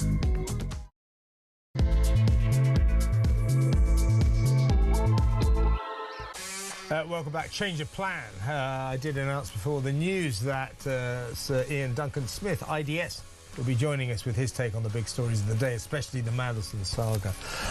Well, he's had to go for a vote in the House of Commons. That's what happens with these bloody politicians. You know what they're like. Always voting on stuff. Anyway, no, seriously, he's had to go for a vote, but he will join us, hopefully, in about 20 minutes. In the meantime, we'll be joined in a second by Conservative commentator Benedict Spence. Meanwhile, later in the show, after we've spoken to IDS, I want to take your calls, particularly on the Mandelson saga. Why did the Prime Minister... It's kind of weird. I mean, even friends of Mandelson, like Jonathan Powell, were telling Starmer, listen, don't give this guy the job. He's as dodgy as hell. Sacked once from Blair's cabinet for taking a secret loan from Geoffrey Robertson, the then richest man in the Labour Party, and not revealing it. Over £300,000, I seem to remember. And then sacked again for getting the Hinduja brother tycoons, Indian tycoons, dodgy passports, or trying to. And now sacked, of course, from his job as Washington ambassador. Well, look, before Benedict joins us, Darren Jones, as I said, Jiminy Cricket to the Prime Minister. I think his job is called Chief Secretary to the Prime Minister. Darren Jones is the dork that went on to Question Time and said, I can assure you that all the migrants coming across the channel are women, children and babies. Yeah, Darren, yeah, that's definitely true. So if you want to listen to Darren Jones, if you want to believe a stupid single word that he says, here he is talking about his boss, Keir Starmer, and the Mandelson saga. The Prime Minister has taken responsibility for Peter Mandelson's appointment as ambassador to the United States. He has acknowledged it was a mistake and has apologised, not least for believing Peter Mandelson's lies. There are specific documents that this government would like to have been able to disclose today, but which the Metropolitan Police have asked us not to do so yet. We have agreed to that request. We will therefore publish these documents in the future as soon as the Metropolitan Police have confirmed it will no longer prejudice their investigation. I'll tell you what, the mind boggles as to what will be in those currently secret files that the police have asked to remain under wraps because of their investigation into Peter Mandelson for alleged misconduct in a public office, an offence that he denies. You know, even the stuff we learned today was shocking.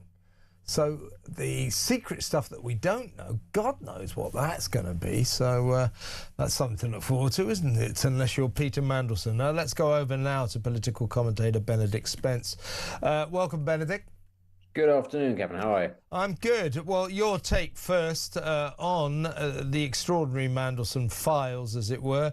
The revelation that the Prime Minister time and time again ignored and overrode serious advice from security officials, from intelligence sources, from political advisors, not to appoint Peter Mandelson to the key diplomatic role of our ambassador to Washington. They said he's a security risk. They said he's a liar. He's dodgy. Do not give him this job. He went ahead and appointed him. What do you think it was that made the Prime Minister so determined to ignore all of this expert advice, not to give the gig to Peter Mandelson? I mean, without evidence to the contrary of anything else, it's difficult to see beyond simply arrogance. And I do think that a great deal of actually what determines what Keir Starmer decides to do is arrogance, a supreme confidence in his own sort of rectitude about absolutely everything, and frankly an inability to face up to reality. I genuinely think that he sort of takes it's ironic, isn't it, that, you know, lots of people used to criticize Boris Johnson for a degree of shamelessness, but I think the exact same thing plagues Keir Starmer. He believes fundamentally he's right. Absolutely nothing is going to get in the way of what he wants to happen, and in many ways he also, I suspect, thinks, therefore, that because his judgment is so sound, that he'll be able to ride out these sorts of situations. I don't see how it can be that you find yourself in a situation with a man such as Peter Mandelson, and there is that amount of, you know, warnings coming down the track, and you decide to go ahead with it anyway, unless it is anything other than arrogance, frankly. And, you know, even if there is something else that we're not currently party to, I think that ultimately the fact that he overruled quite so many serious senior people is just compounds that.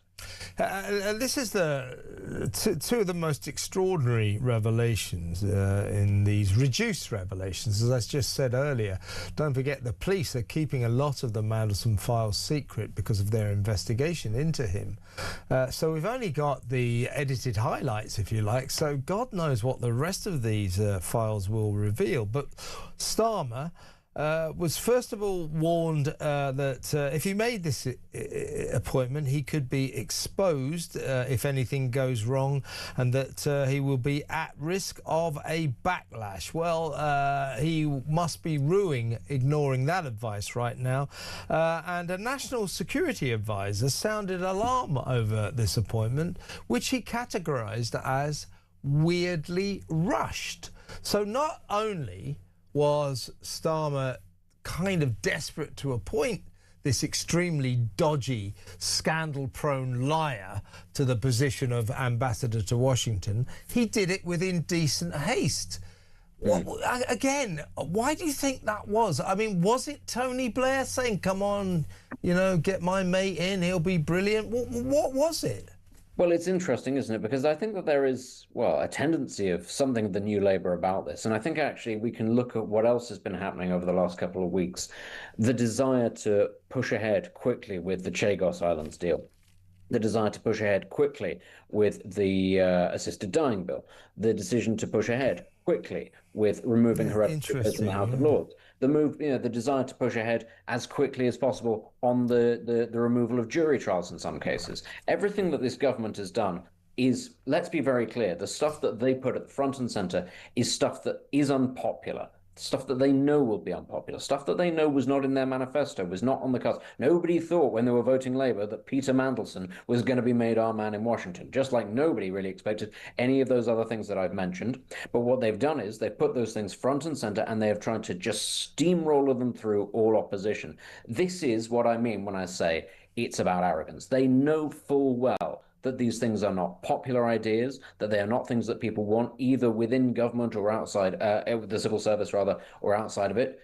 And yet they try to do it anyway, because fundamentally they believe that their ideological cause is the right one, and that they will just be able to ride out the storm. And I really do think that that's just another example. The Mandelson situation is another example of this. What we can all see to be bad judgment, they seem to think, well, if only we can just get it done, eventually everybody will move on and forget about it, because there'll be the next scandal, and then there'll be the next thing. And let's be clear here, he's still the Prime Minister, Keir Starmer, despite all of these things that would have brought down previous governments. He's got a whole heap of these things that would have done for previous Prime Ministers. He's actually been proven right. His party isn't prepared to knife him in the back. There's no mechanism for anybody else to get rid of him. He soldiers on. We all know that he's pretty much a dead man walking. He's certainly not going to win the next general election, but he's still there, clinging on.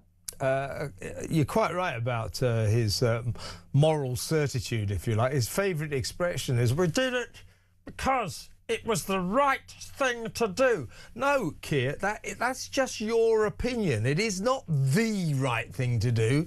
It's just what you think might be the right thing to do. So that he seems to think that his opinion is, the law on high from the Lord God Almighty. It is an extraordinary trait, not a good one in a Prime Minister. Quick word from you, Benedict, about Peter Mandelson's character, such as it is. He gets sacked in disgrace from the Washington job. He was offered the chance to resign after it was revealed that he lied through his teeth about his extended friendship with his pedo pal Jeffrey Epstein. They said, well, look, you can resign. And he refused because I think he thought there was money in it.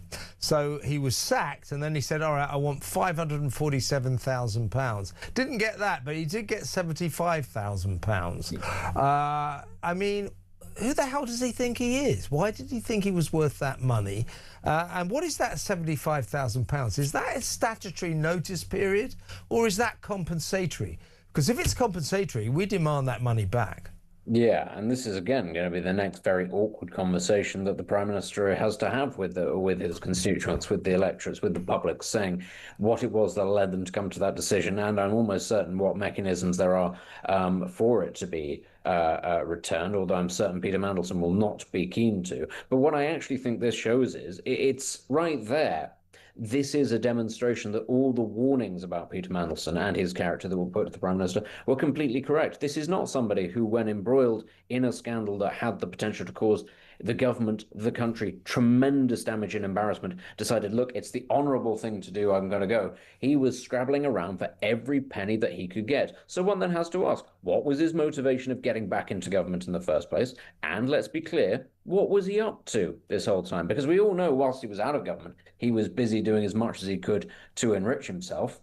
Given some of the things that he is, being investigated over, I think it simply raises more questions, again, about the judgment of the Prime Minister, given that it's very clear what this man was about from the get-go. Can I get a quick word from you on something I thought was rather strange yesterday? Darren Jones, the Chief Secretary of the Prime Minister, announcing there'll be a People's Panel. There's going to be a consultation into how we roll out this wildly popular digital ID scheme. They seem to have sort of leapfrogged the massive public objection to it. There was an instant 3 million strong petition saying we don't want digital ID cards.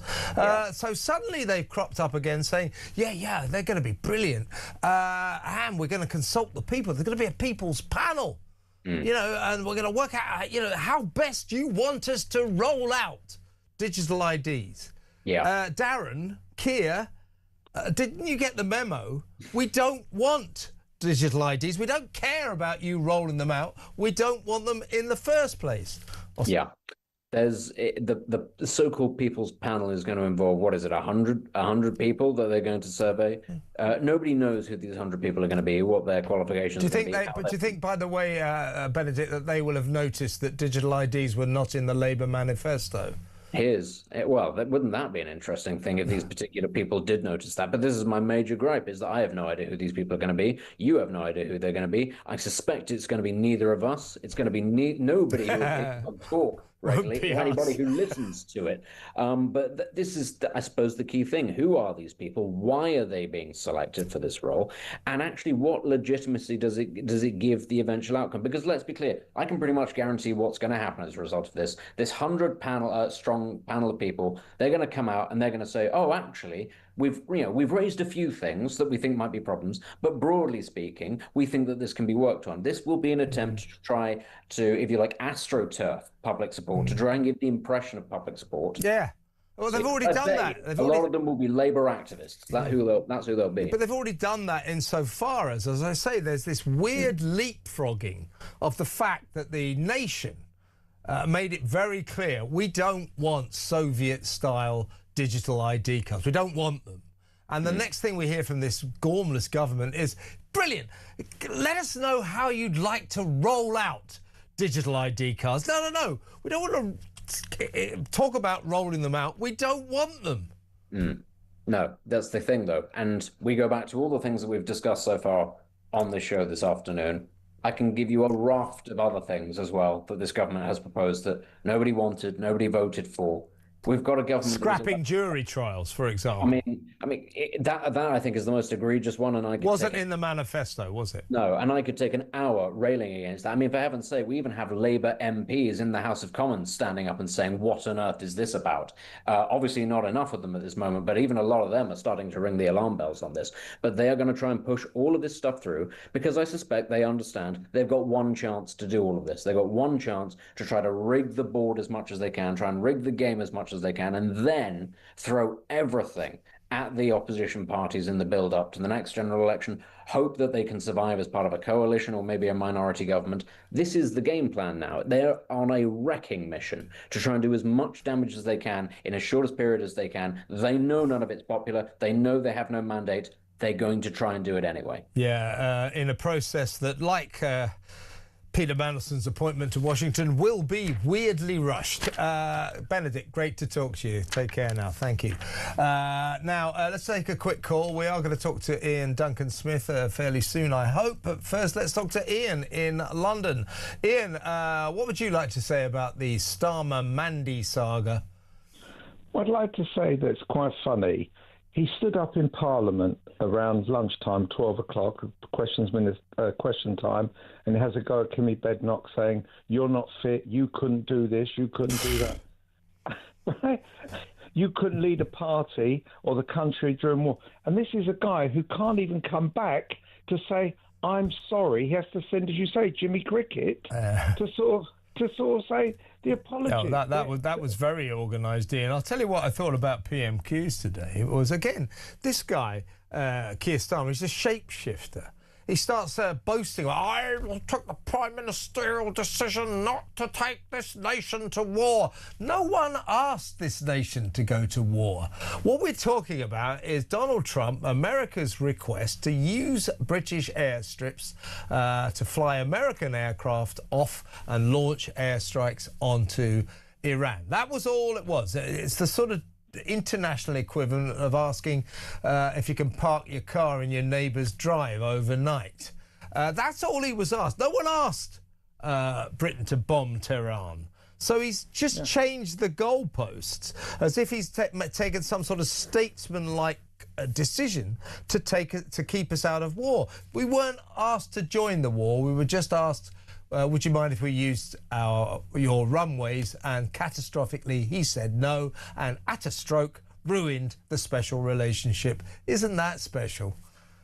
It is, but even with that, again, what was the intelligence sort of reports? Go help and do it because it's something you should be doing. But he doesn't listen to anybody in that sort of I think you're right. I mean, I'm not sure about intelligence reports. This was a straight political decision. No doubt courting the Muslim vote, as this Labour government does on an obsessive level, 24/7. If we go to war against that Muslim country, Iran, we might lose the Muslim vote here, Gorton and Denton and all that. So he just said, no, you can't use our runways. Then, ludicrously, sort of semi-changed his mind 48 hours later, and now the Americans are using our runways to their heart's content. So it was all a sort of joke, really. But in that process, Starmer managed to wreck the special relationship with America. That's not good, is it? No, because, again, as you say, to use the runway, but he wants America to pay half of using, like, the Chagos Islands to pay for the runway there. Well, he also wants America to defend this nation. The defence of this nation, the protection of British citizens, whether you like it or not, is integrally wrapped up with our special relationship with America. Countries, foreign enemies, do not screw around with Britain because they know America, until now, had our back. You attack Britain, America will be on our side, and you don't want that, do you? Now, I doubt it. We're all on our own, and therefore, by falling out with America, Keir Starmer has endangered the safety of British citizens. There's no worse a crime for a Prime Minister than that. Ian, really good call. Thank you very much. Ian in London. Now, while we wait to get hold of Ian Duncan Smith, we hope he'll join us soon. As I say, he's involved in a vote in the House of Commons right now. Let's do a bit of competition, shall we? It is competition time. We are giving you the chance to win 2 hospitality tickets to the British Grand Prix on Sunday the 5th of July.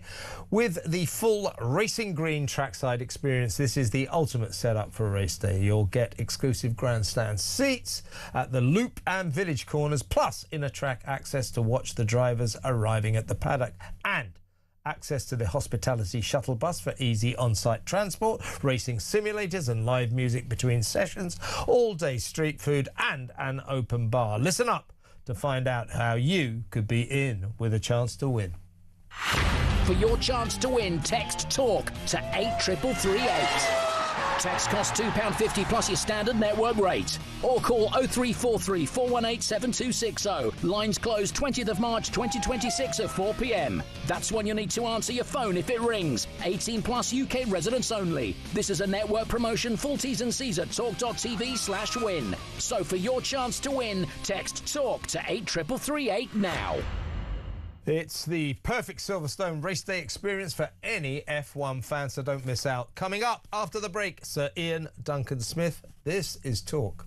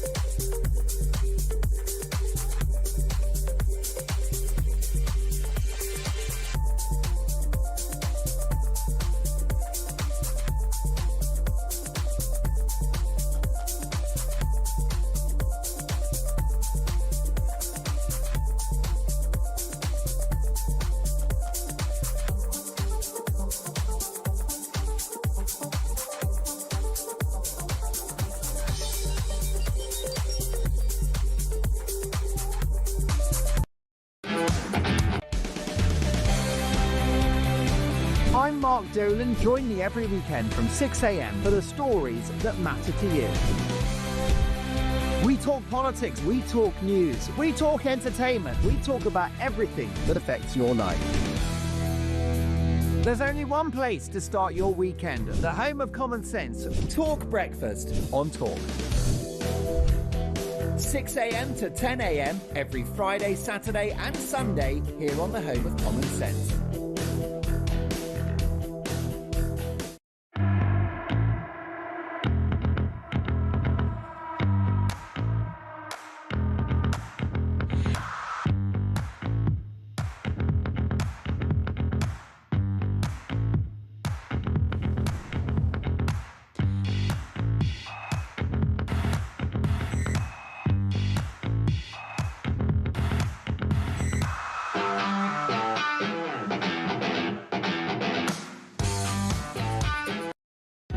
Across the UK, on DAB+, on your smart speaker, on your smart TV, and on your side.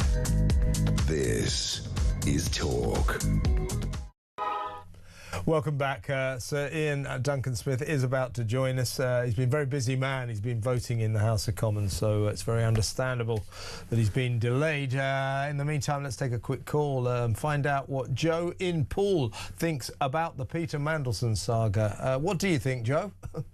Hello. Yes, I mean, it's one thing to bring ridicule and disgrace on your own head 3 times, but when he is the person who he is, and this reflects on his country around the world. I mean, it makes you wonder, doesn't it? What the hell is going on?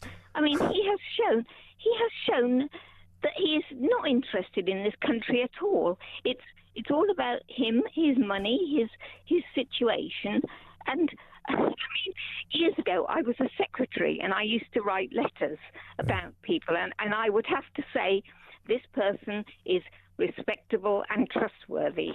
Yeah. I mean, I could not write about Mandelson that you would say this person is unrespectable and not trustworthy. I mean, it's as simple as that. I mean, the guy is a disgrace and has been for many, many years, which begs the question, Joe, why on earth did Keir Starmer appoint him to our most senior, crucial diplomatic role, that of Ambassador to the United States of America? It's extraordinary.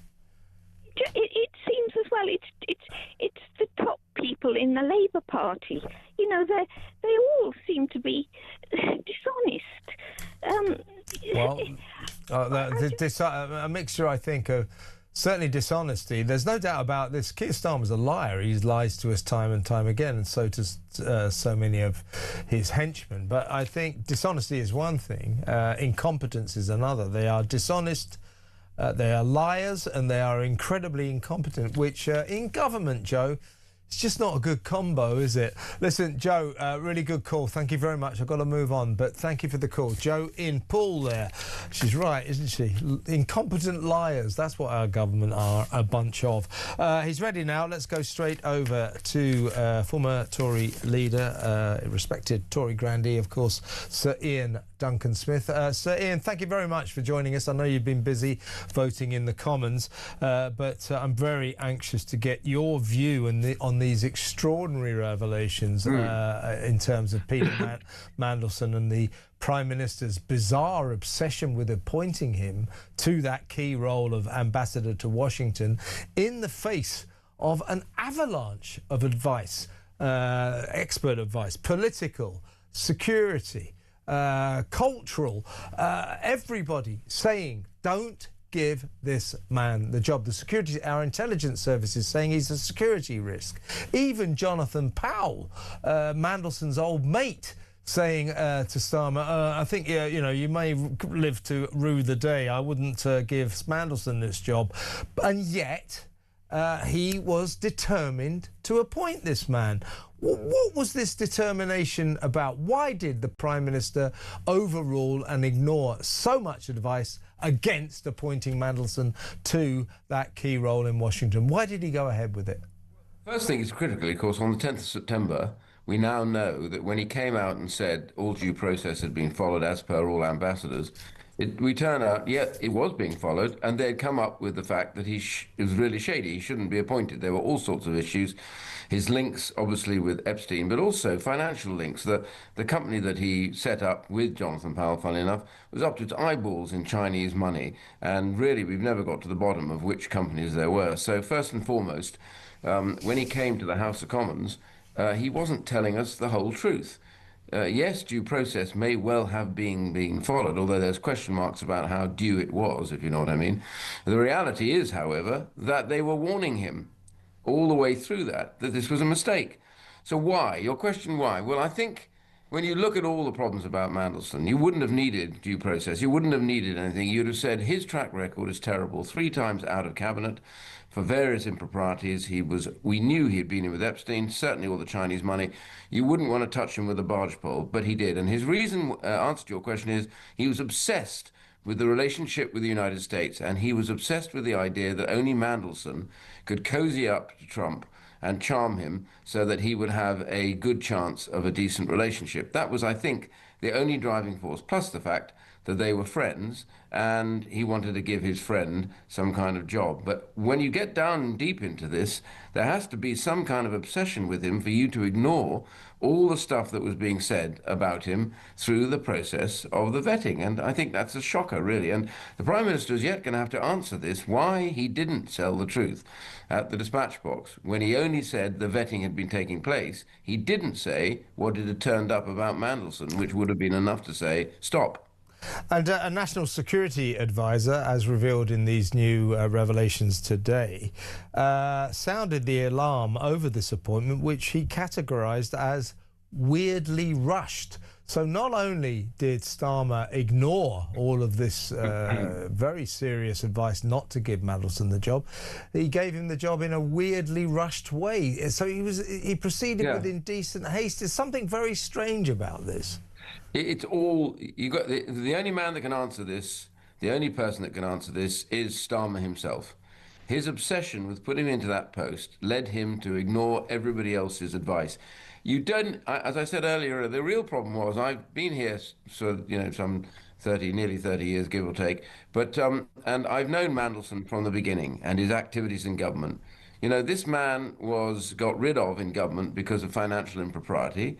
He was got rid of again because of his involvement with somebody who wanted passports, a Hinduja, I think it was. The Hinduja brothers, yeah. Yeah, that was it. And trying to get passports and leaning on it, using it as opportunities. I mean, it goes on. The list of the times that he's let everybody down is enormous. And so you would ask you, just on that alone, you wouldn't appoint him. But then all this stuff about Epstein as well. Some of it was known, by the way. Some of his meetings with Epstein were known about. But the reality that close to somebody who had been prosecuted and found guilty and imprisoned really must have been the warning bell. You didn't need to know all the other detailed stuff about his relationship, how he told him to fight the case and disregard of the appalling abuse of this young person. So all of this was up for public scrutiny, and the private scrutiny told him, but they didn't even need to tell him. His judgment should have been, I can't possibly put this man in the post, because it's not that he's not squeaky clean, he's absolutely a nightmare, because everything he touches is bent and in the end damaging. It is an indication of the serious lack of judgment on the part of the Prime Minister here. You know what Donald Trump's like? You know, he would have just shrugged his shoulders about almost anyone you could have put in the White House. You know, oh yeah, whatever, it sounds great, you know. But the one element that would get him interested was the Epstein files. So what Starmer did was to say, look, I've got this guy, he's going to be our new ambassador to Washington, Donald. You're going to love him because you're in the Epstein files and he's in the Epstein files as well. That is red rag to Donald Trump's bull. So it was a really unwise appointment on that level. I think it must have got off to a very bad start.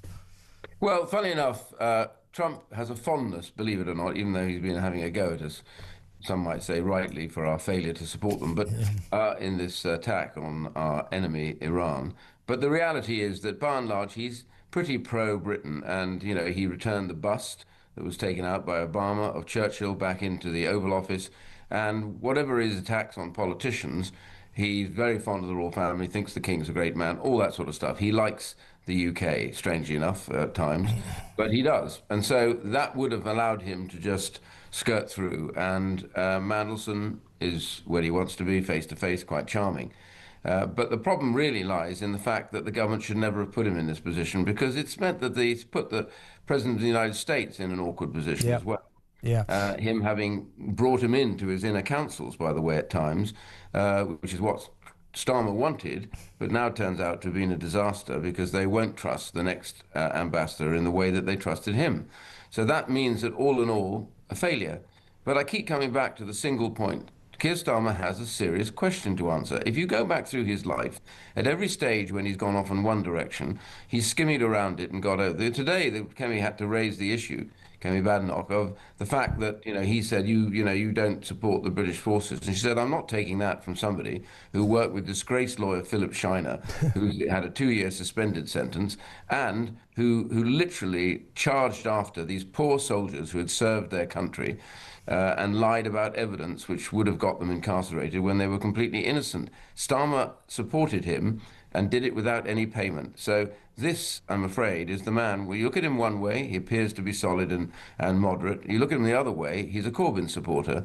So all of this stuff is that who is this man exactly, and why is it he has what was a passing involvement with the actuality of reality? I'm going to ask you a little bit about the war and our lack of response, but I just need to get a quick take from you, if you don't mind, Sir Ian. On Mandelson, he was offered the chance to resign after it was proved that he had lied about his extended friendship with Jeffrey Epstein after Epstein's conviction for paedophile offences. But he refused that and was sacked in disgrace, at which point he asked for £550,000, £547,000 payoff. He didn't get that, but he did get £75,000.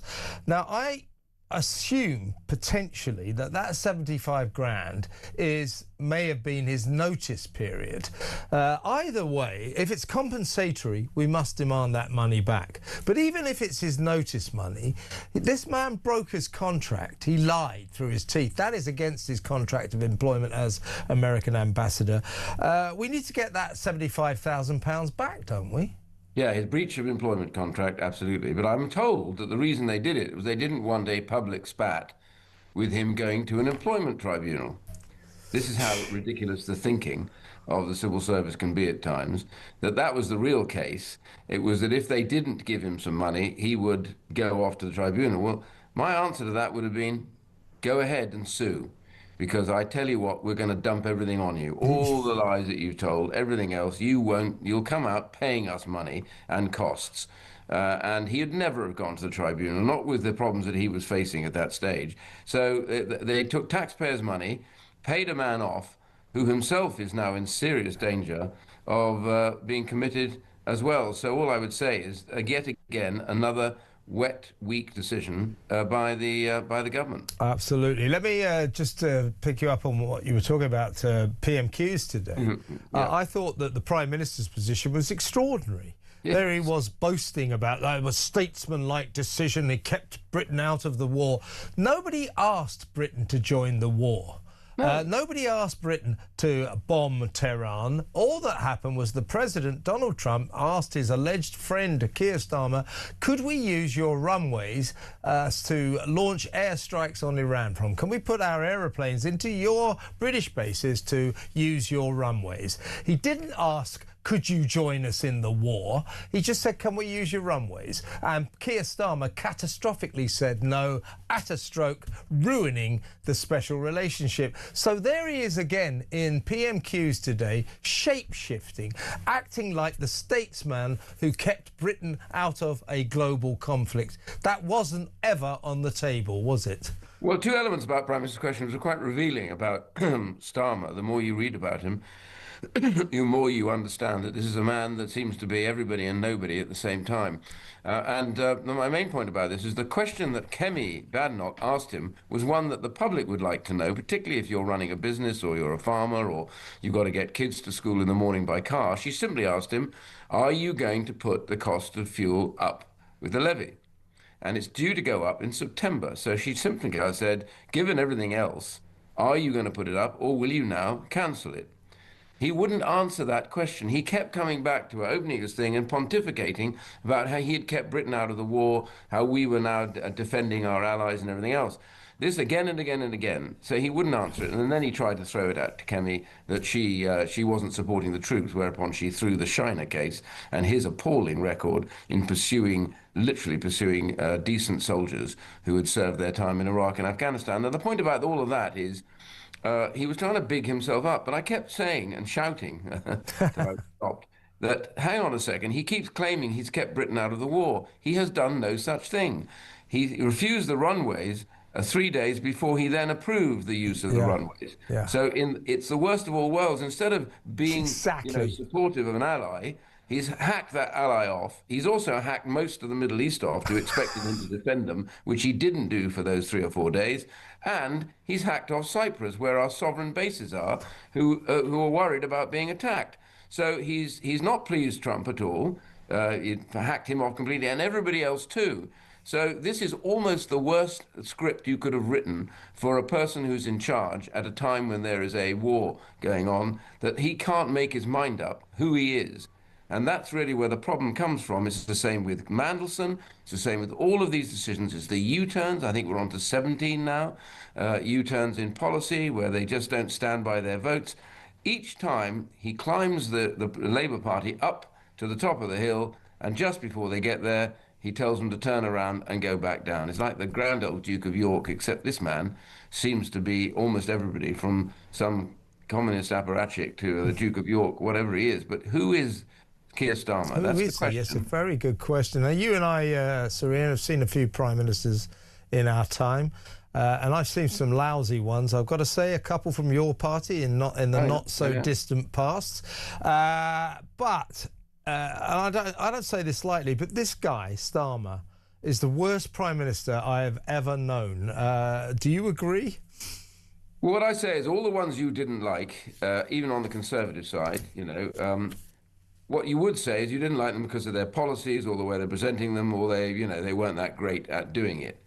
But what is different about Keir Starmer at the moment is I genuinely have no idea who he really is. It's a good point. He's a man that stood by Corbyn way out on the left. He's a man that was, as a human rights lawyer, attacking British soldiers coming back on a disgraced lawyer Shiner, but did it for nothing because he believed in it so much. And then he realises this was all put up and lies. He then does a vague apology and disappears back. Then suddenly pops up as this man on the centre-right of Labour politics who is going to stop all the extremism of Corbyn, who he supported. He was in favour of a second referendum. And then when he gets into power, he's not in favour of a second referendum. He said he would stand by the vote, and now he's trying to slide us through the back door back into Europe. This is the trouble. This is why we don't like him. It's not because we have anything personal against him. It's because to have something personal against somebody, you need to know who they are. I have no idea who the real Keir Starmer is. And this is the problem for the public, is nor do they. And that's what's causing this Labour government to go in all directions and none at the same time. I do know one thing, he's not fit to be our Prime Minister, and I don't think he will be for that much longer. Sir Ian, thank you so much for your time. Really good to talk to you. Sir Ian Duncan Smith there, former Tory leader. What do you think about all this? We've got time for some calls in a little while. 0344 499 1000. Good question IDS was posing there. Who the hell is Keir Starmer? What is he? What does he stand for? He's a hollow man, isn't he? He's a straw man. Who is he?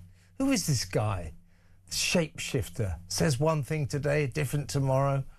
Unbelievable. Unbelievable. 0344 499 1000. Next up, Will Barker, Deputy Head of News at The Sun, will be in the studio to tell us what is in the pages of Britain's favourite newspaper tomorrow. That next. Stay tuned.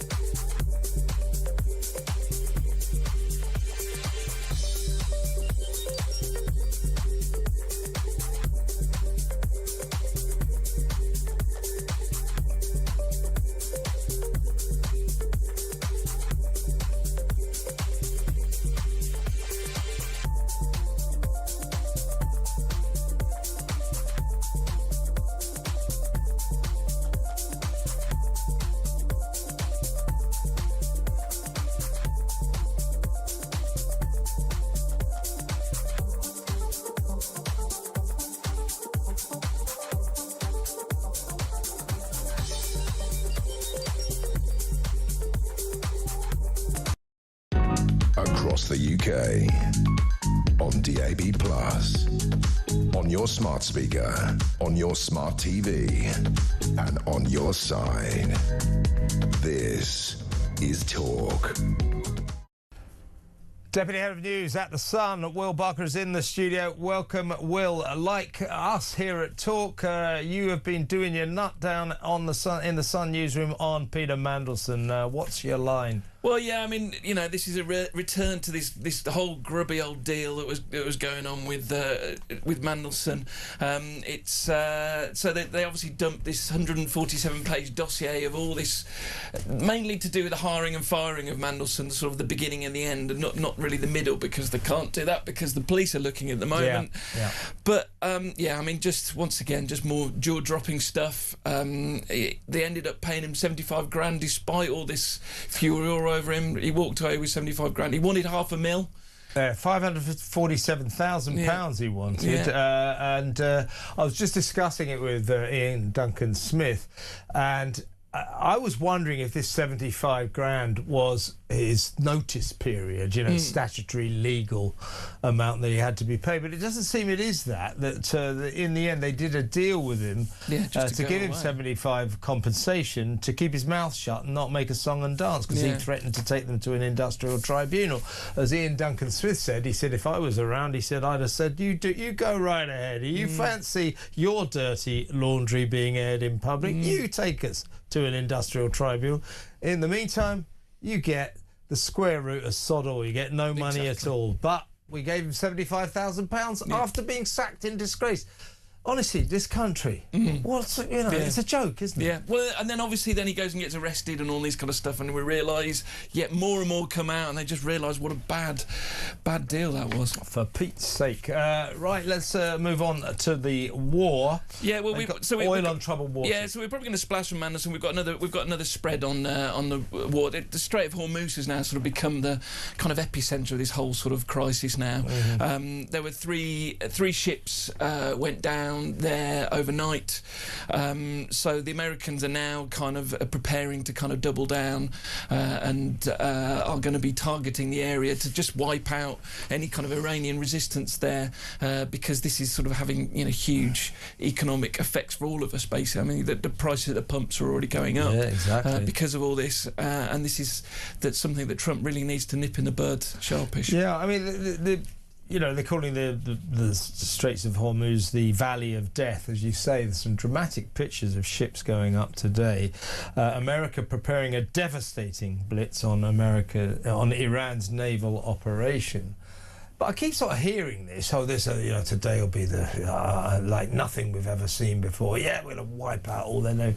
And yet, Iran's still firing off missiles, still there. I just don't know how long they're going to be able to keep doing it, though, because surely their capabilities of doing this.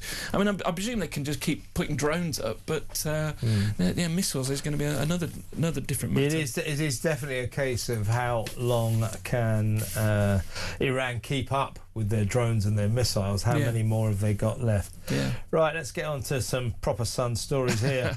Stop Noodle. Go on, tell me about this. This is a bit of a rewind. A story we haven't really done in a long time post Brexit. Probably something that you probably had to deal with quite a lot back in the day. But so now Keir has sort of rolled back the kind of Brexit rules. We're now going to be in line with sort of food labelling rules from Europe.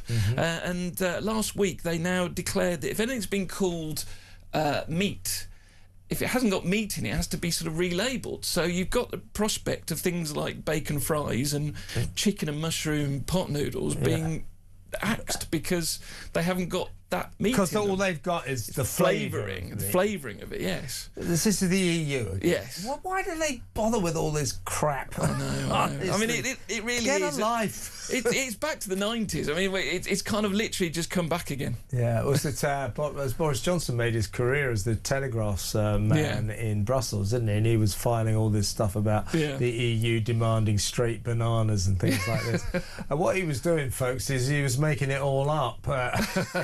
you know, because he's pretty good at lying, old Boris. That much we know. Always a good trait in a journalist, though. Let's be serious. That's a joke, folks. That's a joke. Now, I love this story. Ain't St James's Park. A Barcelona fan who went to see his side play at Newcastle. St James's Park. At St James's Park, Newcastle's home ground. The only problem is he went to the wrong St James's Park. Instead of going to the northeast, he went to the southwest, where he went to Exeter, where they have a St James's Park, 350 miles away.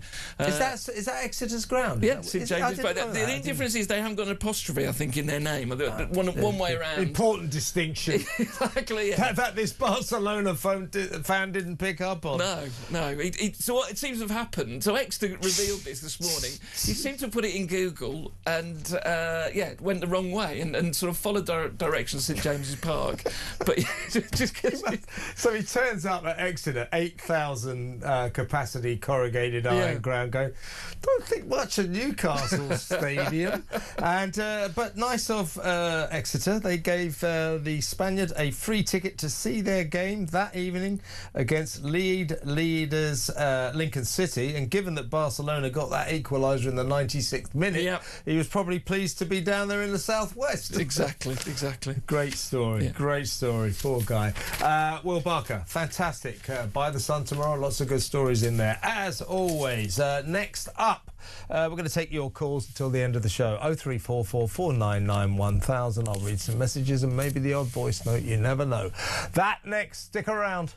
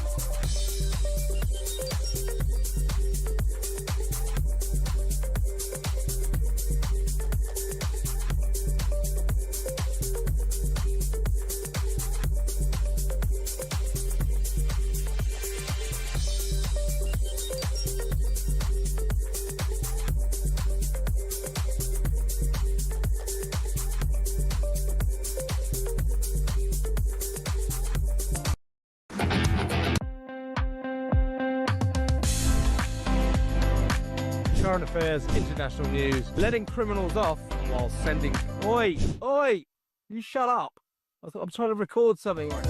Stand by for 3 powerhouse hours of breaking news, challenging views. I don't give a flying damn about international law. I think people will viscerally reject this.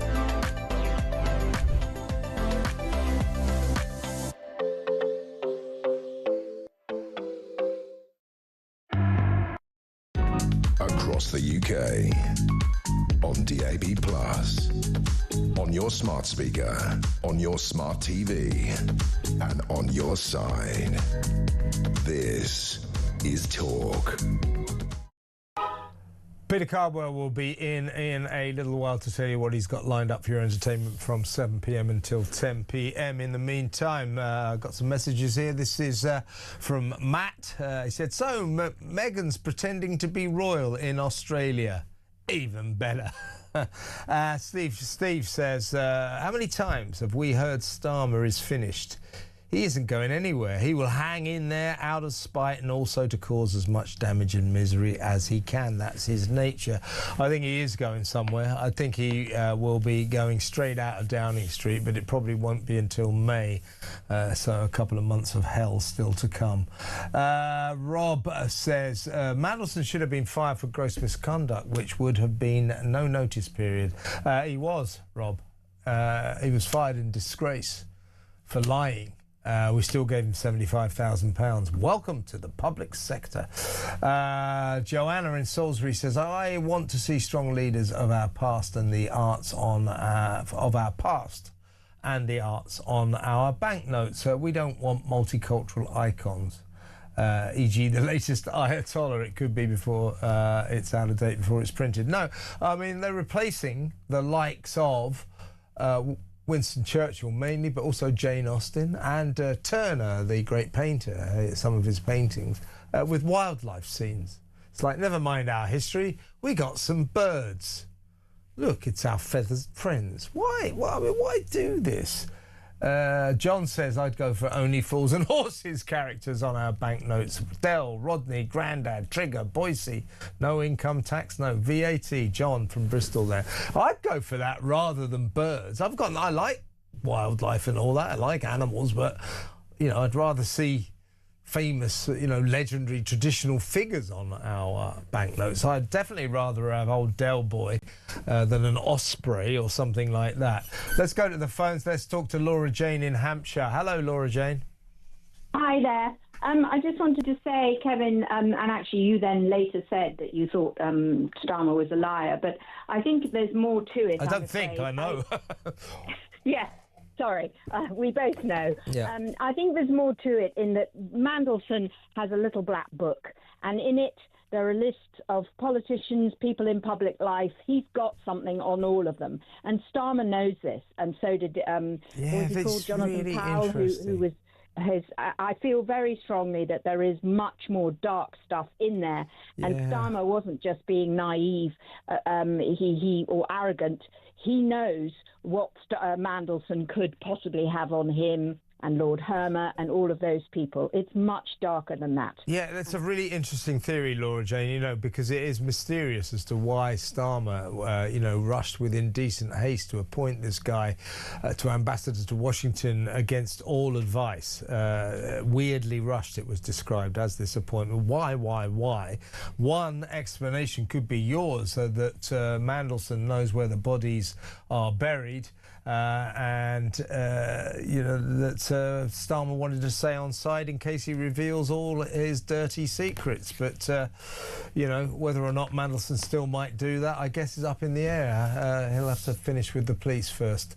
Laura Jane, interesting theory. Thank you very much, Laura Jane in Hampshire. Peter Cardwell is in the studio. What are you going to be covering tonight, Peter? All right, Dave. Yeah. Enjoyed your. We'll be talking about the banknotes as well. We'll be talking about Mandelson, certainly, and the international editor of the BBC, who apparently thinks it's okay to call Donald Trump a liar. If that's all right, why then don't their political correspondents call Keir Starmer a liar, or other politicians liars? Keir Starmer is a liar. But they don't say that. They don't say that, do they? They don't go out. Who and is say, the international editor? Jeremy Bowen. Oh, is it Jeremy? Yeah. So he has said that Donald Trump tells barefaced lies. So we'll talk about that. We'll also talk about the Talk exclusive. Jeremy Bowen, by the way, was discovered about 10 years ago in an archaeological dig, isn't he? Because he goes back to the crustacean period, I believe. You know, does he? He's so old. He's been around a while. Yeah, he's a big fan of Israel, isn't he, Nat? Yeah. What else? We'll talk about Iran. We'll talk about net zero. We'll also talk a really interesting story that was brought to me by a viewer about what's going on with disability and how people are being treated by different councils, especially when they need wheelchairs. Oh, okay. Really interesting story, and as always, viewers and listeners always welcome to get in touch. So she's talking about the NHS and what has happened there. Also, slavery reparations. This has reared its head again. Should they happen? I'd love to hear what people think about that. And of course, smattering of Iran.